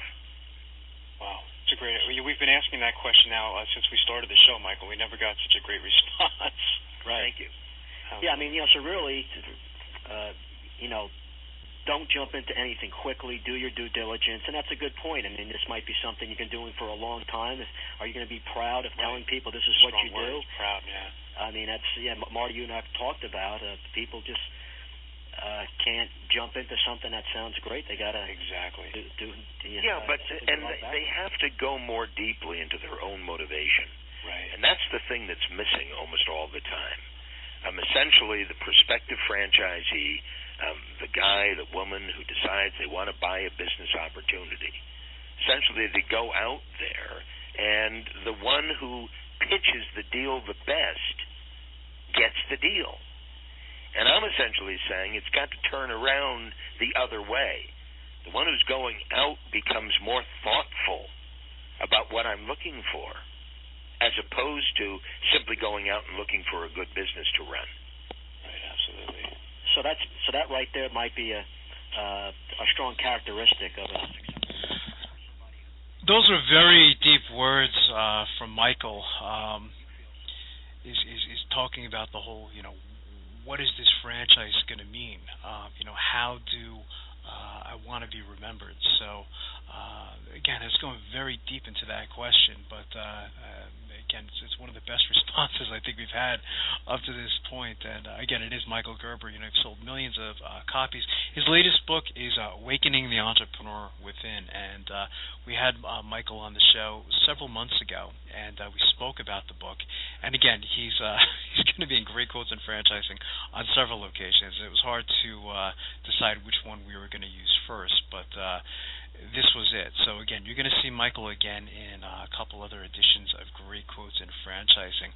That day that we did the show, following us actually became a friend to the show, Ken Six, who hosts a show called Arbor Talk with Peter Felix. And Ken was also a big fan of Michael Gerber. Here was Ken's reaction following the show. And again, we'll leave you with that, and we'd love to hear your feedback on this edition of Great Quotes in Franchising, and we'll see you soon. Thanks, everyone, for listening. Here we go.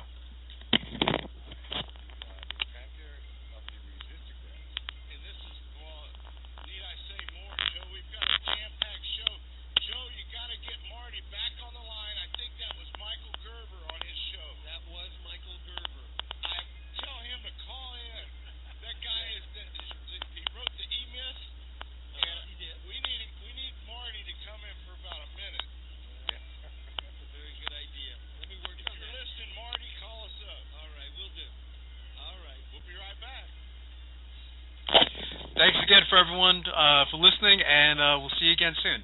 Take care. Hi, everyone. This is Marty McDermott from Franchise Interviews, and welcome to Great Quotes in Franchising, where each podcast you get to hear a great quote in franchising. Don and I have been hosting Franchise Interviews now for the last year and a half, and in that time, we've done about 80 shows. We've interviewed some of the top franchisors, franchisees, franchise experts in the country. And it's just been an incredible experience. Each show, Don and I have learned something, and there's usually typically 2 or 3 learning lessons from each radio program. The podcast that you're going to get to hear today, or the Great Quote in Franchising, is from Dan Castellini. And you're also going to get to hear from John Hewitt, who is also the founder of Liberty Tax Service. And, he talks about his most successful franchisees. But listen to what Dan says as far as, taking a self-assessment and typically the people who become the most successful franchisees. I really thought it was a great learning lesson. So here we go. And they send a picture in, we don't even know about it. Next thing we see our picture, a Lady Liberty featured in the USA Today or somewhere in the country, where we didn't even do anything except do our jobs and put our Lady Liberties out. That's great. Now, the Lady Liberty, was that your idea, John, or was that yours, Dan? Dan can't, I asked Dan, and remember, I already said he's one of the best 10 or 20 ever in out of 3,000. So I built him up, and this is not a slam to Dan at all. But I often ask my top people just to make other people understand. They said, Dan, what did you create? What did you invent? When you've been here 4 seasons. What did you do different? And he said, really, the top people say, you know what, I followed the plan, and I think Dan can confirm that. That's the best franchisee, John. That's what Marty and I speak about a lot. A lot of our experts we've had on, trying to recruit people who don't want to reinvent the wheel, just follow the system and work hard and have that passion. In most franchises, you got to be people, a people person, and you're gonna be successful. Is the bottom line. Absolutely. Dan's coming. What's that? How do you feel about that? No, absolutely. I think that went back when I was looking, deciding if franchising was right for me. That's the first thing I determined was, you know what? I don't want to invent anything. I'm not creative. Just give me a plan that I can execute. Of course, then you go in search of that plan, and that's exactly what Liberty has. And to succeed, you guys hit the nail on the head. It's simply, have that personal drive, and then the ability to listen and execute the plan that you signed up to follow. Right. Getting solid training. I love that quote from Dan Castellini, how he says, he took a real honest self-assessment. He says, you know what, I'm not a creative person. I don't want to invent anything.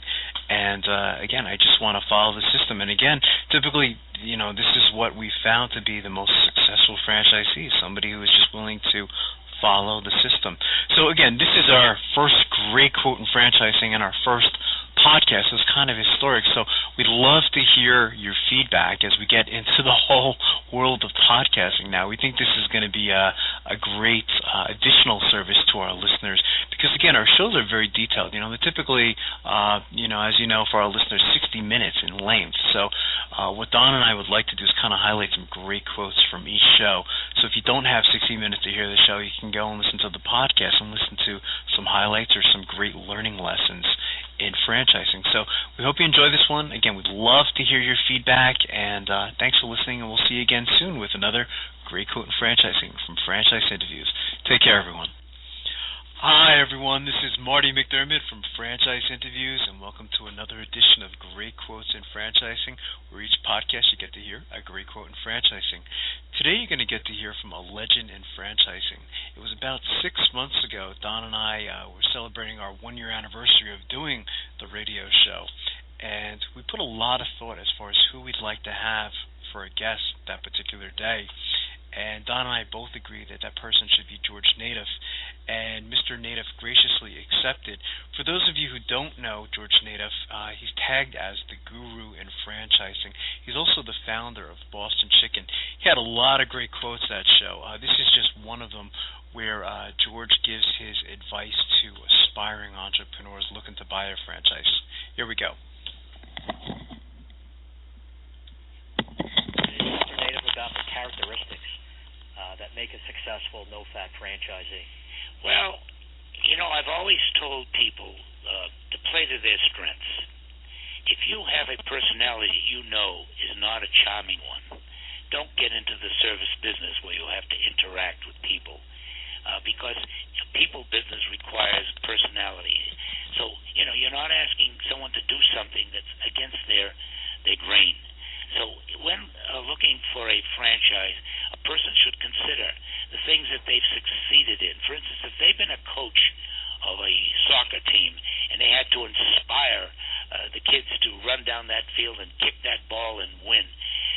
something about that individual that is inspiring. So he should look for something that maybe can be along those same lines, that he can use those talents of his. If he's been a teacher, he's been a person that's worked with his hands. In other words, always play to your strength. Don't go into something that's opposite of your personality. That will cause a little bit of a problem. Of course, most companies offer training, but you know, if you put a glove on, it should fit neatly in between the fingers. It shouldn't be something that once you put the glove on, you can't bend your fingers. It's as simple as that. So when you're buying a franchise, it should fit. And I guess no fat specifically. Do you have a checklist you go down that you want each franchisee to be, or sometimes it's just having a feeling of a certain person? It's clearly a financial issue. They have to have, in our case, pretty close to the ability to finance something between $500,000 and $600,000. So if an individual can't do that, then maybe he should look for other franchises like a Subway or a Quiznos or other that are around the $200,000. So again, here we talk about fitting something that fits their pocketbook and not get into something that's way over their head and put themselves in financial jeopardy by starting in something that is too hard for them to overcome. So again, it should fit their wallet just like it should fit their personality. Right, absolutely. And you've, of course, been involved with so many franchisees with all your different businesses that you've done. Have there been times over the years that you sort of took a chance on someone that you weren't really sure, but you really liked them, and it's worked out? I'm sure you have a couple success stories. Yeah, there have been those cases. And again, there have been the opposite. And again, you learn by doing the thing. I would much prefer to tell a person that he's not qualified than qualified. And the rationale behind that, of course, is that I don't want to get somebody into something that he's not qualified for. There are so many franchise selections out there that if a person's doing their research, it allows them the opportunity to really take the time and investigate. And most of these companies already have franchises in place. They can pick up the phone and call up the franchisee and say, how you doing? What kind of work did you do before you bought this franchise? Tell me about why you chose it. Would you do it again? I mean, this is a great opportunity as opposed to starting something on your own where you don't know whether you'll ever get the first base. You know, franchising in the beginning is very much like a baseball game. If you can buy third base as opposed to getting to first base, and getting to first base by starting your own business, maybe you'll get the first base, but there's no guarantee. But if you can buy a franchise, you at least can get the third base. That's good baseball. And you know, when you get to third base, your chances of getting home is a lot easier than being on first. Wow, that's a great analogy, isn't it, Don? Yeah, and it sounds like you're a Red Sox fan. Thank you very much. I love that quote from Mr. Nadeau where he says that, franchising is like a baseball game and it gives you the ability to start on third base. So, again, this is our second podcast, and again, we'd love to hear your feedback, and we'll see you again soon for another great edition of Franchise Interviews and Great Quotes in Franchising. Take care, everyone. Have a great day. Hi, everyone. This is Marty McDermott from Franchise Interviews, and welcome to another edition of Great Quotes in Franchising.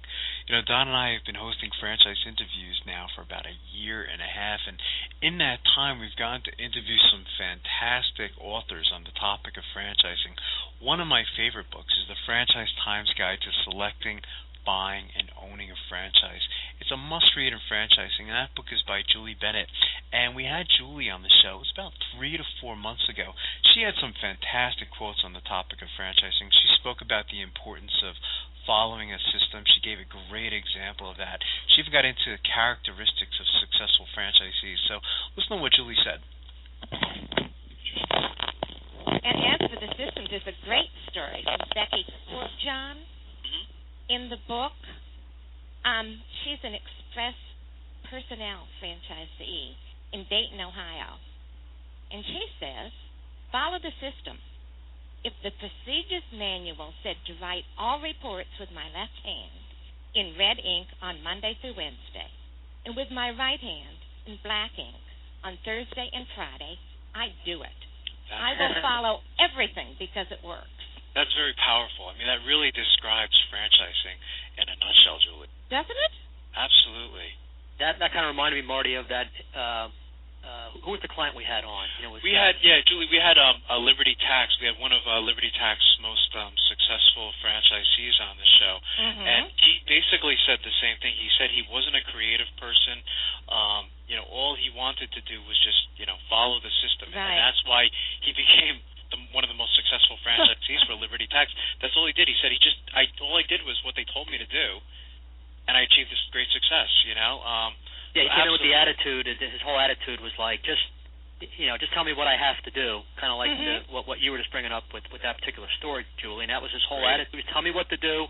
I'll do it. I'll work hard, and he's doing quite well. Yeah, absolutely. Right. It's often, if you talk to a franchisor and say, why did that franchisee fail? He'll always say, well, he didn't follow the system. Absolutely. Of course, that may or may not be true. Right, absolutely. Julie, what types of characteristics do you think make successful franchisees? Well, you were talking about one of the big ones, which is being hardworking. Right. And I think that's very important. You have to be enthusiastic about the business. You have to create an excitement before the business opens. You have to go through your community, tell them you're opening up, and get them in there the first day. Absolutely. You have to be able to hire, discipline, and motivate employees. There are personality tests that franchisors give franchisee candidates. Right. And when I took all three, I flunked them. Isn't that something? on this very point, because they said I'd be too empathetic to my franchisee, to my employees, and they'd walk all over me. That's something. That's a very important point. You have to have good communication skills. You have to be talking up your franchise all the time. Right. You have to have a sense of humor. Sure. And I'll go back to Becky Courtjohn, who said that she had an angry client call her up and say, that young lady you sent over here to work is painting her toenails at our reception desk. And Becky didn't miss a beat. She said, what color? That's great, isn't it? Isn't that perfect? That's you fantastic. have to roll with the punches. Absolutely. That's great. And also, as you said before, you have to be well capitalized. Sure. So many franchises have to close in that first year because they don't have the money to keep going. True. Yeah, I come across that every day as we're pre-qualifying people for financing, Julie, and a lot of times we're trying to tell people to sometimes not fund the whole business themselves. They'll never be as strong a borrower as they are now. Kind of leverage yourself, get that working capital, which is a nice part of getting a loan. So you have that first 3 to 6 months of expenses paid for, but that happens a lot. People don't want to get a business loan; they finance it themselves, and 6 months later they're looking around for money. And right. Don't drain your house of home equity now. I love that quote from Becky Courtjohn that Julie referenced on the importance of following a system. So again, thanks for listening to another edition of Great Quotes in Franchising, and once again, we'd love to hear your thoughts as we now enter the world of podcasting. So again, thanks, and we'll see you again soon. Take care, everyone. Hi, everyone. This is Marty McDermott from Franchise Interviews, and welcome to another edition of Great Quotes in Franchising, where each podcast you get to hear a great quote in franchising. And today's podcast is being sponsored by Diamond Financial Services, and Diamond Financial is the nation's #1 source for business loans with over 50 years of combined experience and established relationships. Financing solutions can be applied to business acquisitions, franchise purchasing or startups, building and leasehold improvements or expansions, equipment purchases, debt restructuring, working capital, franchise fees, or simply the buying out of partners. And if you want more information on Diamond Financial Services, you can click their logo right on our show page of this podcast. Today's great quote in franchising is by Dr. Robert Needham of Franchise Inc. And Dr. Robert Needham is also a franchise author. And we had him on our show, it was about a month ago. And typically on the show we'll ask, what advice would you give to an aspiring entrepreneur looking to buy a franchise? And I thought his answer was brilliant, so here we go. Another question we'd like to ask someone like yourself, Dr. Needham, is what advice would you give to aspiring entrepreneurs looking to buy a franchise? Well, first of all, it's interesting. I believe they have to first find out who they are. Meaning, are they prepared to work with employees? If not, then they don't need to be buying a business that's going to have a lot of employees. They need to be in a business that's maybe just them or maybe one or two others. Once they do that, they really need to decide what it is they want this business to do. We have a lot of people call us and say, my wife's a great cook. I want to run a restaurant. But there's a big gap between being a great cook and being a restaurateur. Right. And so what we do is we try to find out what they really, the old saying, I believe, I don't know who actually gets credit for originally quoting. It's certainly not me, but the old saying that people don't buy drills because they want drills. They buy drills because they want holes. That's right, yeah. What we try to do is find out what is it that they really want, and the franchise is just the vehicle to get them to their dream. So often when we're talking with them, we find out that it's freedom or financial independence, which, is really freedom still. And they really want to be able to control their own destiny or some of those kind of things. So then we start looking at the business, and we start explaining the business from that direction, and it's really independent of what the business does, because there is no perfect business, as you know. Every business has something that's not great about it, and every business has something that's super fantastic about it, and we try to help them understand those various things. That's interesting. We had a couple guests a couple of weeks ago, Dr. Needham, from Fish Window Cleaning. There was two young gentlemen.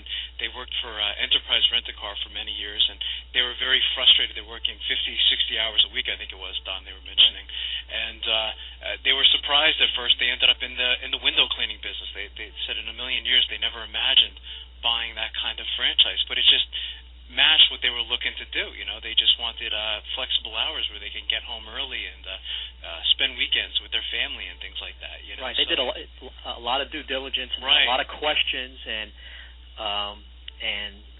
points of what they wanted in a franchise system, and that met most or maybe all of what they were looking for. Right, and they're very happy now, So, but yeah, it was just interesting. They never pictured it in a million years. One of our top female consultants was regional. I love that quote from Dr. Needham. It's a famous quote. It says, people don't buy drills because they need a drill. People buy a drill because they need a hole. And, the same thing applies to franchising. People don't buy a franchise simply to buy a franchise. People buy a franchise as a means to an end, where they want more freedom or they want to spend more time with their family. So, once again, another great quote in franchising. So, again, we hope you enjoyed this podcast. And once again, we'd love to hear your feedback, and we'll see you again soon for another edition of Great Quotes in Franchising by Franchise Interviews. Take care, everyone. Hi, everyone. This is Marty McDermott from Franchise Interviews, and welcome to another edition of Great Quotes in Franchising, where each podcast you get to hear a great quote in franchising.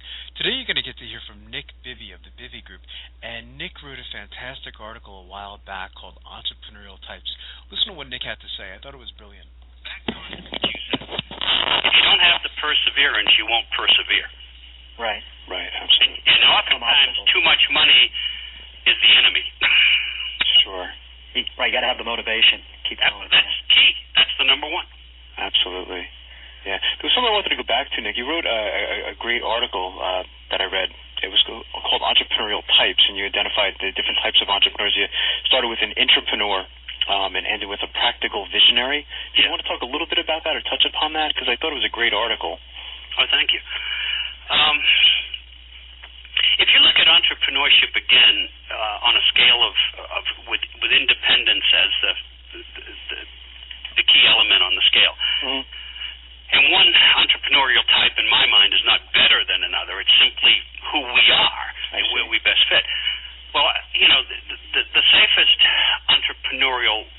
saying is entrepreneurship, where you're operating, and I'm sure your listeners understand all this. You're operating within the framework of a company. There's a very limited risk factor. The further you move out on the scale of independence, the more alone you are. Certainly. So the next logical step would be what? Franchisee. And I've often used this expression regarding the very finest of franchisees. It's an attitude of help me but leave me alone. Sure. And so, I can define each entrepreneurial type with a given definition, and that's, again, part of the focus program, helping people decide really who they are.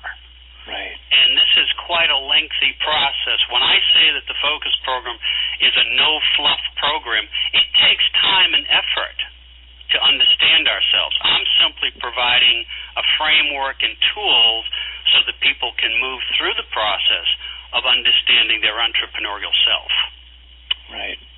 Interesting. Okay. And by the way, the answer to you, at the very end, when I say practical visionary, I always put a question mark after that. Yes, I remember that. And the reason is, a vision may not be very practical at all. And oftentimes when the visionary pursues a dream, it's not about the marketplace. It's about them proving something. Right, absolutely. We have about 1 minute, Nick.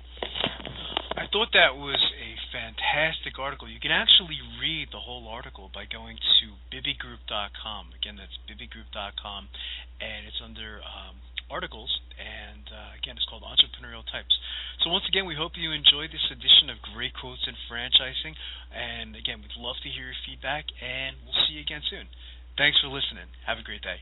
Hi, everyone. This is Marty McDermott from Franchise Interviews, and welcome to another edition of Great Quotes in Franchising, where each podcast you get to hear a great quote in franchising. Today's podcast is being brought to you by Diamond Financial Services, and Diamond Financial is the nation's #1 source for business loans with over 50 years of combined experience. Financing solutions can be applied to business acquisitions, franchise purchasing or startups, building and leasehold improvements or expansions, equipment purchases, debt restructuring, working capital, franchise fees, or buying out of partners. Today's great quote in franchising comes from Carol Mercurio of Matchpoint. And Carol had excellent advice to aspiring entrepreneurs looking to buy a franchise. And one of the things that they should consider is image. Listen to what Carol said. I thought it was brilliant. You want to talk a little bit about status? Yeah, it's one of my favorites because, a lot of the franchising concepts are not high status.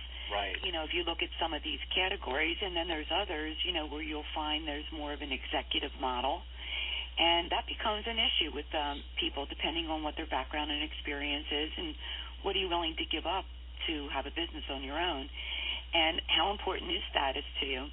And the way I break it down is, if you were at a neighbor's for dinner and somebody asked you what you did for a living, how important is your answer? That's interesting. And for some people, it's very important. And when you go through this process with a lot of people, it really comes down to what's more important, what's on your business card or what's on your deposit slip. Right. And, I always use the example of, actually I would say the most common answer to things that people wouldn't do that are relative to status is, I wouldn't pick up garbage. Right. It's kind of an interesting answer, because if you look at that industry of the trash industry or garbage industry, there isn't probably one person out there that doesn't have trash. Exactly. Or doesn't know somebody that has trash. Right, absolutely. So, you have to think about, what are you willing to do if the industry is probably one of the biggest and best industries that everybody needs? There's recession resistant, internet proof. That would be trash. And of course, I always throw this little bit of humor into this equation here, that my husband's in the trash business and has been for many, many years. And I live in New Jersey with an Italian last name, so I suppose. There you go, stereotype. Be very careful how you deal with me. But of course, if they don't get that humor, it's not very funny. But what you really want to think about is, how do you feel about negotiating deals with CEOs or presidents of companies, or are you okay with dealing with, the everyday consumer, or dealing directly to the consumer, or should it be business to business? Because there are different franchises that fit into those categories. Or even if you look at retail, so that it may not be visible to the consumer, but there are retail businesses that will do business to business, deal with other business owners, as well as the consumer, which is a major plus because you have two ends of dealing with business rather than being limited to one.